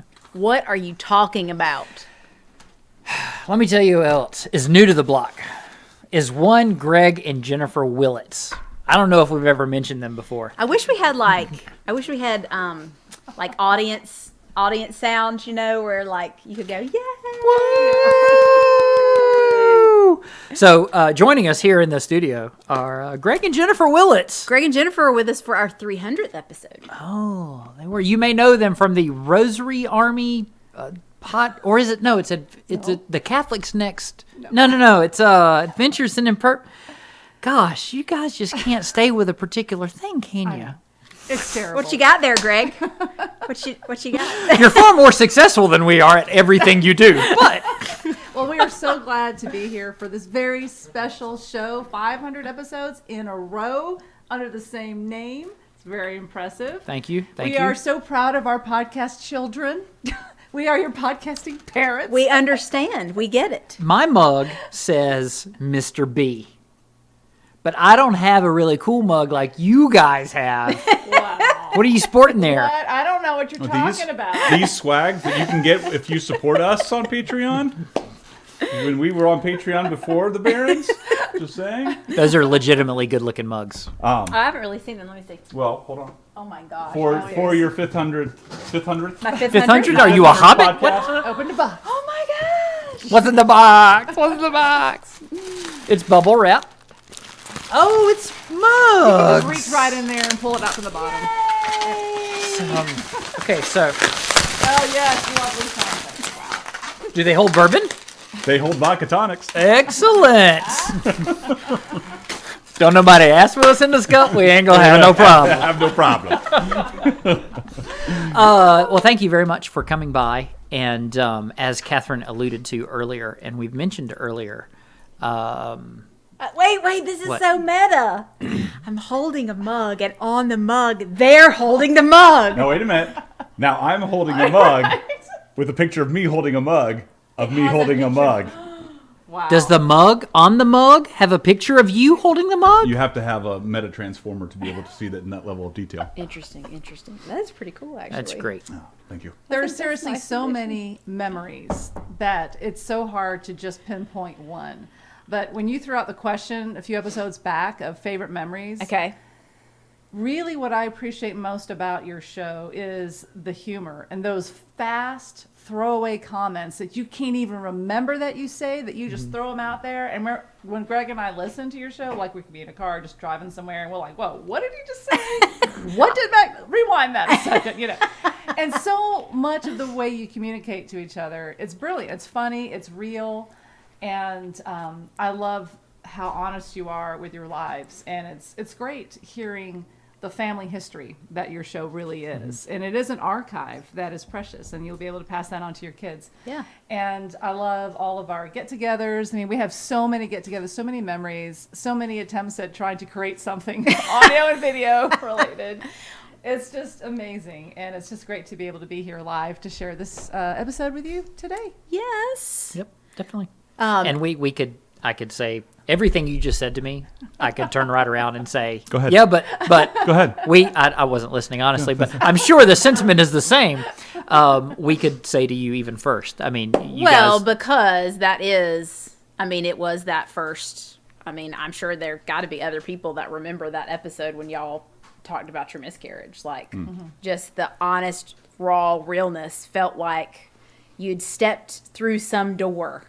Like, I do feel that way, like, in terms of podcasting. like you got to know real people. Yes, it was a step through a door that I don't think the world really caught on until like maybe 6 years ago, but that we've kind of understood since 05 when y'all started. And Mac, of course, oh my gosh, this guy was on the bandwagon as soon as podcasts were a thing. The button appeared on the Mac. I was like, yes. No, not that. I mean, you downloading podcasts onto CDs so that we could, we would have like a stack of 10 or 15 CDs to listen to on any car trip until he got his iPod. Really? Yes. Several CDs. Yeah. If it was a long car trip, there would be 10 of them. And I was doing a lot of work on the porch. I mean, I was like refinishing the wood in our porch, on our porch at the time, and I remember burning CDs to listen to out there. But yeah, it was the genuineness. It was everything you mentioned, everything you said about your show that pulled me in, and that made me think, well, gosh, I can do this so much better than Greg. And I thought, wow, this is so great. I want to be able to share in the same way. And you guys made that possible because you showed us how to do it, and you took us under your wing, and you invited us into your home. And because you were running SQPN at the time, SQPN actually provided the first equipment that we used. You know, I was actually at my job I used to work in the IT industry. Really? And I was at my last IT job. I literally remember where I was sitting when I was writing you the email explaining, okay, here's the deal. We're going to buy you a mixer, but here, then you do this. This is the back and I forth. remember I remember writing those emails because it was you and a few others. I was like, oh, I'm just making all this up as I go along. I have absolutely no idea what I'm doing right now. Well, it's funny because people don't appreciate that. People don't know that. Yeah. I mean, you hear other podcasters talk to other podcasters say, like, you're some of the first Catholic voices in podcasting, people that have been around for 3 years. And you think, what are you talking about? Those people, Greg and Jennifer were doing this in 2002? I mean, no, 2005. Yeah. It was in 5. March of 2005. Yeah. What's funny for me is, and I feel like I said this maybe even on your 300th episode, which I was delirious with medicine and whooping cough. Wasn't it? Was it CNM? Was that right after the CNMC? In 2012. No, 2015. 15. So you've done 200 episodes in the last 4 years. So congratulations for that. Yeah, thank you. And again, that's Patreon. Absolutely it is. Because right before then, I was starting to think, I think we're going to surpass Mac and Catherine even with this new show. And then you guys got Patreon as well. I went, oh well. Now they got that the bug, and now they're going to keep going. But when we were recording the 300th show, I felt like I shared the story of Jennifer was gone somewhere, and this was right after Mac and I had met at the Eucharistic Congress in 2006, and you were trying to figure out how to start your show. You were thinking about it. You had a question. I don't remember what it was. And you'd sent me an email and said, can we talk? And I said, well, I think I just FaceTimed you. And y'all were on vacation with your family, I think. We were in Sandestin. Yeah, you were. That's what I was about to say. You were in the Panhandle. Yeah, we were. And Mac's face of just I'm so thankful that I still have this retinal image in my face of how starstruck you were. That I FaceTimed you. I was, yeah. And I just thought, this is easier than typing, so I'm just... You're doing yourself a favor. I'm doing myself a favor by calling you. Well, I couldn't, the first Eucharistic Congress. That's the only reason I went to the Eucharistic Congress. I'd never even heard of it. Dad had to get away from his family for a couple of days. I'd never even heard of it before you started talking about it, and Father Roger started talking about it, and y'all were all going to be there. I was like, I've got to go. I'm going to meet these people? Oh, my God. I've been listening to them forever. Oh, my, what am I going to do? Oh, my gosh. Catherine. Greg and Jennifer and Father Roger. Got to go. Are going to be at the Eucharistic Congress. Can I go? Please. Ryan said I could stay with him. Can I go? Can we have a pool dad? So, but here's the thing about podcasting and why, you were talking about, your kids made some comment about celebrity or whatever. And our mutual friend Maria Johnson used to give me a hard time. She knew that word bothered me. And she said, oh, you're a Catholic celebrity. And it drove me nuts. Because the greatest compliments that I know you've ever received and that we've ever received are, it's like you're the people in the pew next to us that we never said hello to. Right. And we finally get a chance to sit down and have a cup of coffee with you. Yeah. And that's what we always try to keep in mind when we're doing the show. And even when we're doing radio, it's sort of like, that was kind of in our minds. It's like, we're just companions. And anytime I think, again, another mutual friend, Captain Jeff, he said to us shortly after our radio show started, he said, I don't listen to the radio show because it's just not the same as the podcast. Because the podcast had this realness. The podcast has this authenticity that you just can't get otherwise. And that's the greatest thing. That's why people love you. That's because you guys aren't much different in real life than you are on your show. And I like to think that the same thing for us. It's like it's that transparency. And there's a lot of other shows out there now, and a lot of different kinds, and I will never be a doctor of theology, so I'll never be able to go into depth and argue, historical aspects of the faith. But as someone who's sitting in the pew trying to live out my faith as best I can and raise my kids Catholic and try to be a good husband and try to be a good father, and I screw up all along. I mean, you guys do the same thing, but you fortunately have a lot more humor that you add to yours. and it's different flavors, but it's the same. I think we have the same goal, which is just be authentic and share the faith and bring as many people as we can along with us on the journey to Christ. Well, and you think about the journeys that people have gone through with us, like with you guys, how they've, I mean, we joke about the fact that you were Rosary Army and then Catholics Next Door and then Adventures, but people have been along with you through that journey. I mean, each of those different segments of your life is a part of your journey from this thing to that thing, and you're like, I'm just trying to figure. I mean, I think when the Sirius XM came along, you were like, how can we not? Like, it's kind of like when we decided to move up here. It's like, this just fell in our laps. Yeah. Like, I didn't ask for this. How can we not do this? And for us, it was a question. Literally, the biggest thing for the radio for us was, well, we thought it was going to be really great for Rosie Army and SQPN. Right. Which it wasn't. It didn't make a difference because all the listeners are driving. But the other big reason, it was a big factor in us going to radio, was we were doing, not self-insured, but we were doing some insurance, health insurance. And she was pregnant with Lily, and it was either going to be $5,000 out of pocket or a $500 copay. and that's really, that was a huge factor in us going to radio. Sirius XM. Oh, well, seriously, it's like to be able to get health insurance and have only a $500 copay, that made a big difference. But like y'all's, so I think what's interesting in that the difference in our stories is Mac and I basically keep doing that. Have ridden your coattails this whole time. No, we've basically been doing the same thing. I was a nurse when we started the show. I'm still a nurse. Mac was a teacher when we started the show. He's still a teacher. So what you have heard through the years is our kids grow up. Yeah. Our parents die. Yep. People go through cancer, adopting a child, kids going from little to big. You heard a kid be born on the air. So we have just sort of. By the way, we beat you to that too, because we played Lily's birth on Sirius XM radio as well. So absolutely, what? You're right. They let you do that? That's gross. It was probably a little over the top. A lot of people tuned in going, "What is this?" Jennifer, you had something you want to say? Yeah. What I was going to say is, one, I wanted to hear you speak about just how much it has affected your marriage. I mean, I really feel like there's something about podcasting that benefits the communication within the marriage. And in many ways, it strengthens and solidifies your marriage because of this hobby that you do.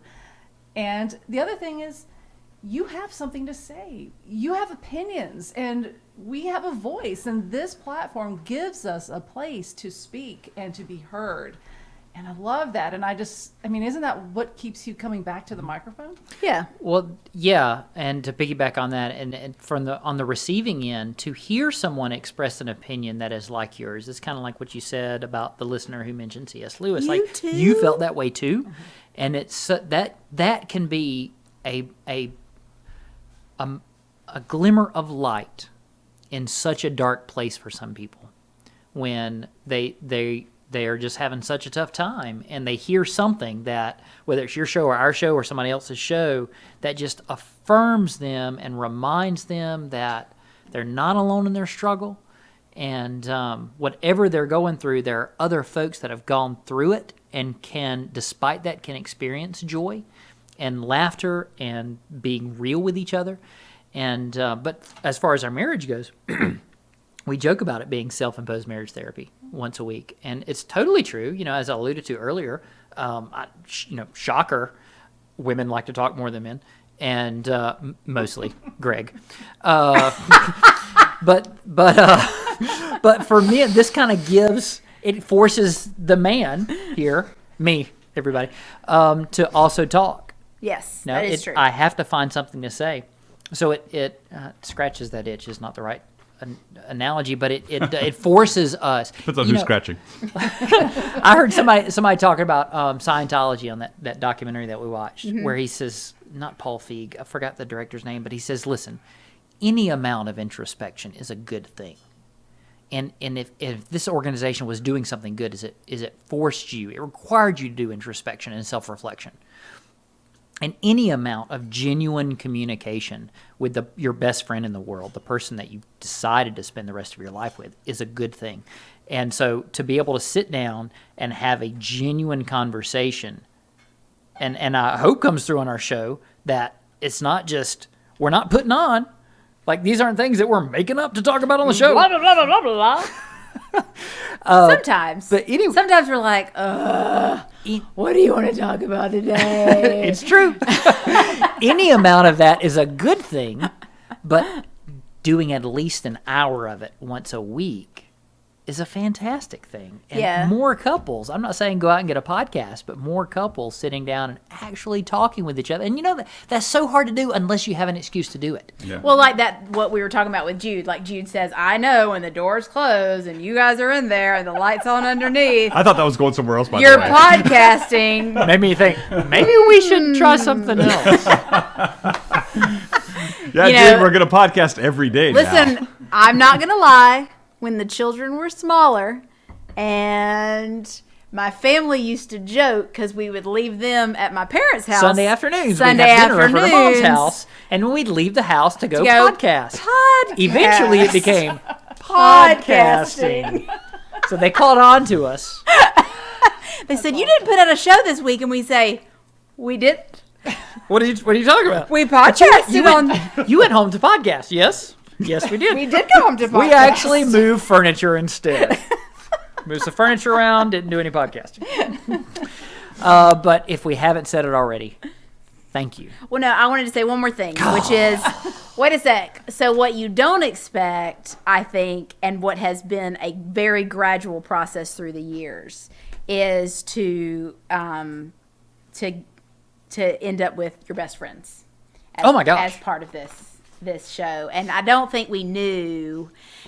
I mean, and that's certainly something that when you guys started talking in September. I was driving to the Eucharistic Congress going, oh my God, Greg's going to be my new best friend.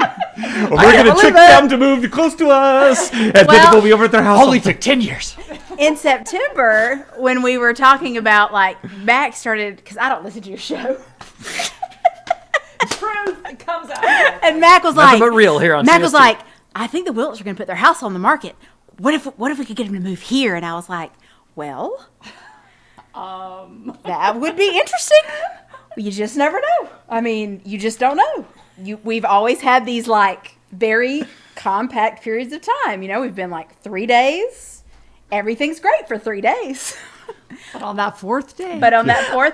But you know what? It has been nothing but wonderful. Mac back then is thinking, you know how much of an idiot Greg is. When he gets an idea, he sees it through and he doesn't really think about it anymore. So all I have to do is make him think Georgia is where he should go, and he will make it happen. He'll show me how to live in Georgia. And I have to say, and Mac can back me up on this, I do not use that term lightly. Would you not say that is true? Cleanliness? Oh, best friend. Friend. Best friend, yes. I don't use that term lightly. You don't make friends well, so it's okay. Well, it's not about that. I've been burned before. I don't use that phrase lightly at all. I appreciate that, Catherine, and I thank you because the feeling is very mutual. And I would not want to impose my best friendship label on you because I'm trying to respect her space. She's different. She's not super extroverted here, so I'm going to wait. Well, that's what I was going to go along in those lines. And then God, in His infinite wisdom, there's this weird. How do I say this without it sounding really creepy? You and Katherine are alike, and me and Jennifer are alike in very many ways. Which means that you would be really attracted to me, Mac. Which explains all those camping trips we've been taking lately. I wish I could quit you. Dang. Stop it. Oh, by the way, we didn't announce our new podcast, Brokeback Catholic. Oh, my God. Brokeback Catholic. Wow. We just got a response from the audience, guys. Wow. Somebody's the sad thing is somebody's going to start that podcast. Pope Francis is going to support it. Nothing but truth to power here at CST. But go back to what I was saying, though, is that the similarities because we'll get in the conversation when we're not recording. True. Yeah. And I've kind of been amazed since we've moved here how often I have found myself coming to Catherine's defense because I'm like, no, she's spot on. Exactly, I'm right. Exactly what she's saying is correct. Because and then Jennifer will come to your defense. Jennifer's like, no, Mac is right. I totally understand Mac's need to be very productive and always moving. Needs a schedule. Yep. All that good stuff. It is funny. It is funny in that sort of crisscross kind of way. But Greg will also come to Mac's defense when it comes to when I find the liquor bottle lower than I expected it to be. Greg's like, Now, to Mac's defense, Catherine. That's totally legitimate. Like no, that drinking's allowed. I'm going to accept that. That much drinking is always allowed. That's acceptable. That's acceptable. That's totally acceptable. Well, guys, thank you very much for being here today. Y'all have been through, watched us all with this really serious. You've enjoyed the stress levels here. Yeah, it's pretty funny. I've enjoyed it so much. Awesome. Watching you guys stress about technical stuff rather than me. It's been awesome. So we're going to take a break here for just a second, guys. I think you can hear the audio but not see any video because we're switching batteries. And it'll be just a second. So where can we put Walter? Just for Why don't a we second. put him right there? Take my place or? No. We only have one battery at the moment. I get a lot of laughing emojis in the chat. Oh, really? Yeah, Walter. Do we have another voicemail or not, Ben? No. That's all the voicemails? That's all the voicemails. Oh, so people are just... Oh. They're attached to Catholic stuff. So we're going to talk to Walter and then do Catholic stuff? Yeah. Okay. Let's do that. We just need a chair for Walter. Why doesn't Walter come sit next to you? Why don't you talk to Walter?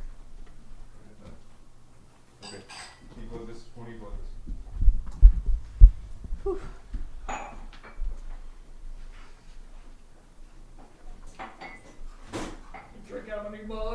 Framing looks like manufactured residue in it.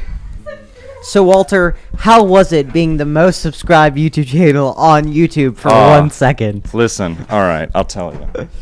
When I saw that glitch happen, I thought that it was, I called up Susan, and I said, hey, listen, S-Dog, I'm looking at your little site here, and I'm thinking... that might be something up. If it is true, I definitely appreciate the romantic gesture, but you are like at least 4 decades my elder. So I'm going to have to decline and say I'd like to be returned to my original 69 subscriber number. Ah, yes, of course. I'm not live? Is this all live? Wait, I'm live? I didn't know that. I was just doing a bit. I didn't know I was live. Oh, cool. Mac's on this Excuse side. me. Let me just put this here for you. Thanks, baby. There you go.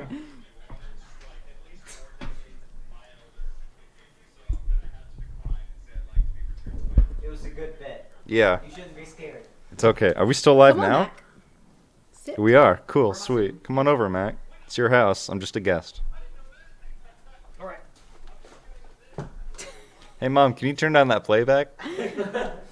Hey, there, put headphones on. All right, tell me when we're ready. Are we ready? Are we ready?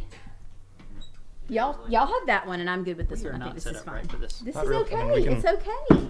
It's all good. It's fine. Ben, are we ready? Are we just rolling? Yes. Is everything rolling? You guys are good to go. Okay. Walter. Let's do like a quick I'm gonna do a clap just for the podcast. Sound good?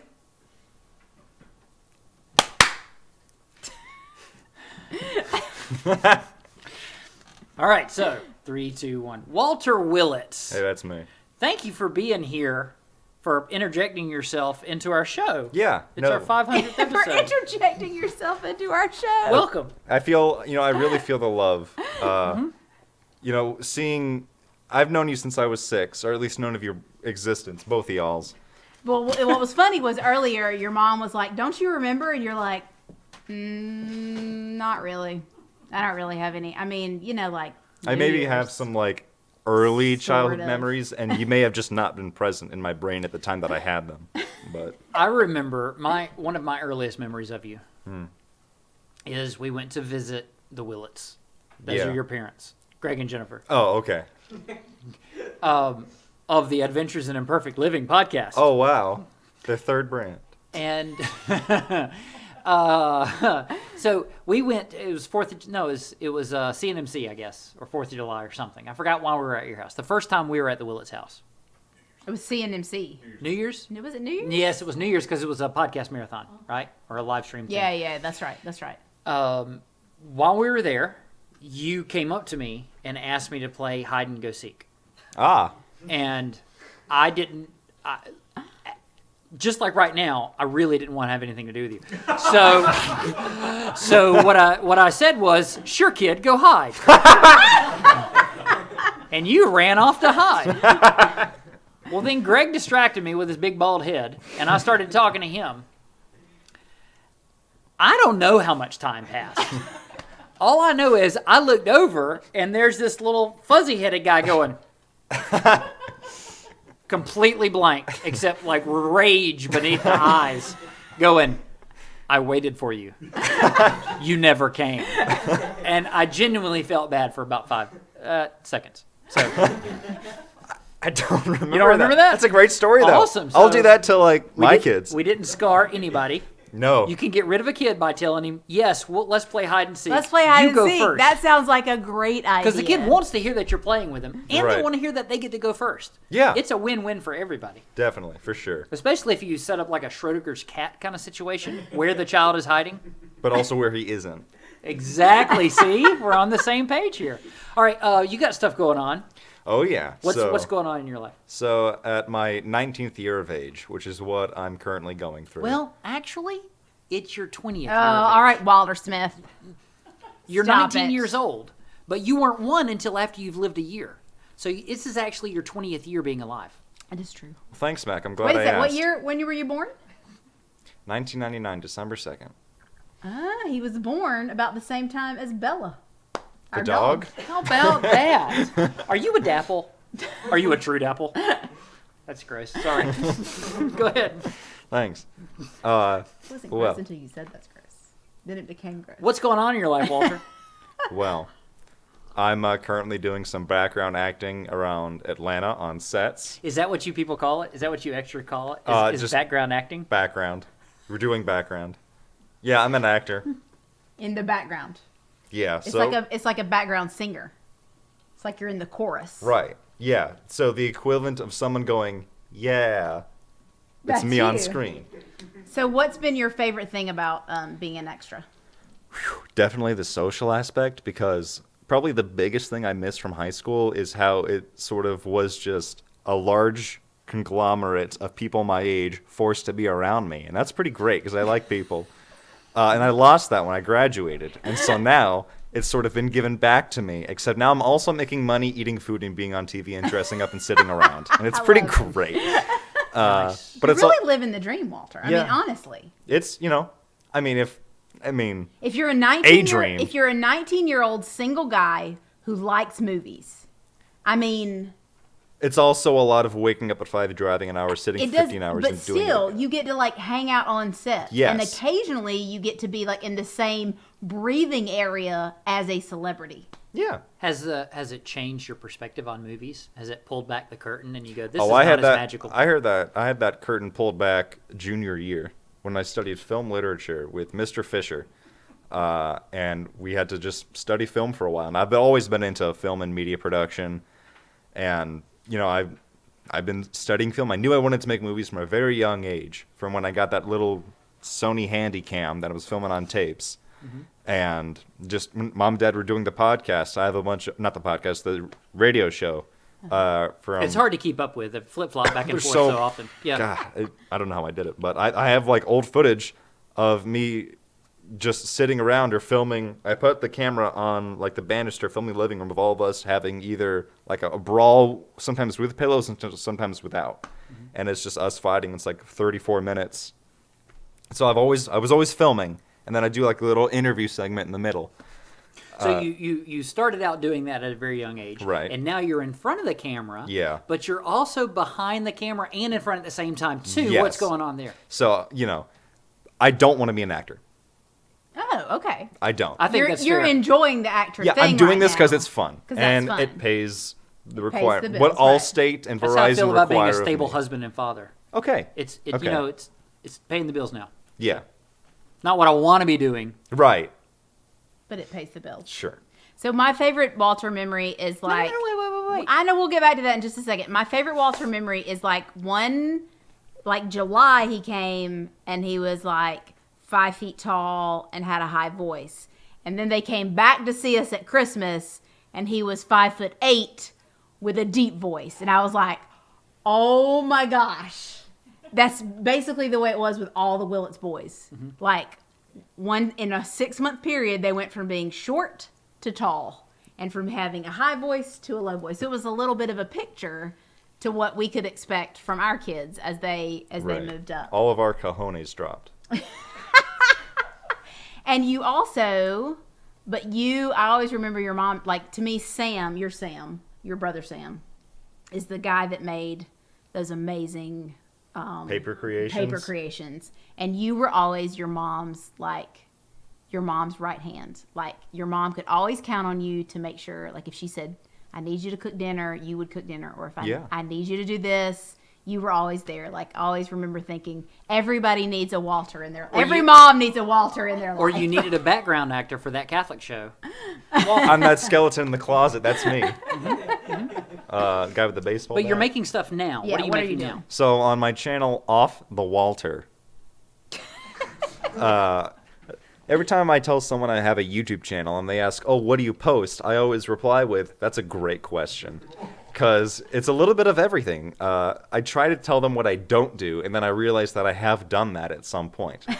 Because I guess I'm still trying to find my genre, if I'm ever going to find a genre. Like, I started out in middle school with 20-minute Minecraft playthrough, videos. As like everyone does. I know. All been there. I know. And that eventually morphed into, there was a hot minute where I did skit comedy, and then I did, back when I had pet rats, that would be a main topic of my videos. Would just... Should leave that part off Tinder. Well, that's my profile pic, is it's an 11-year-old me with frosted tips holding 2 rats. We all did dumb things as 11-year-olds. Let's admit it, Mac. With the rat tail. And I never had a rat tail. But I had a mullet. I had a mullet. And he was into heavy metal. This guy. Can you believe that? I had like 5 Metallica CDs. Really, it was just Metallica and Anthrax. Just those 2, really. Well, we look forward to, I think Greg and Jennifer and Mac and I really look forward to what you guys are going to do. Both you and Sam and Ben, and just seeing you guys grow up. What did Sam called it? A podcast baby. A podcast baby. So you're kind of the first podcast baby because you now have your own podcast. Well, see, that's a bold statement right there. See, in reality, I recorded a podcast, bumpers and everything, from like TV shows that are relevant. Anyway, and how many followers does it have? How many whole episodes have you done? So here's the We've done 500. So I submitted it to iTunes. I got an RSS feed and everything through Libsyn.com. Like, I'm saying, Dad, what is it that you do? I did exactly the same thing. I called him up. Yeah. I said, Dad, help me out.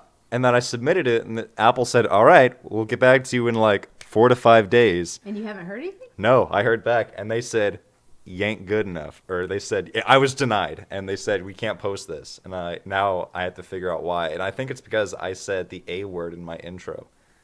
And I didn't mark it as explicit. I said scrawny A-word white Catholic white boy. Well, if there's any hope for you, if they'll take Adventures in Imperfect Living, they'll really take anything. Yeah, I think it's worth a resubmit. Maybe it was just an error, It was a glitch. human error. Yeah, It was a glitch. Yeah, for it was sure. a bad dude working the counter that day. Someone with Clearly not one of those Apple geniuses, right? genius bar.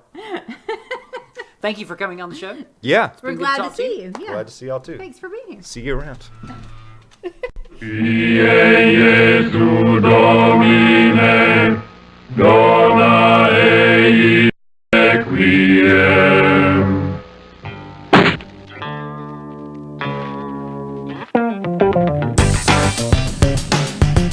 And they don't think I know a buttload of crap about the gospel, but I do. Oh, that was yours that he... But it was done. Yeah. Okay, once we're back up. It keeps like cutting in and out.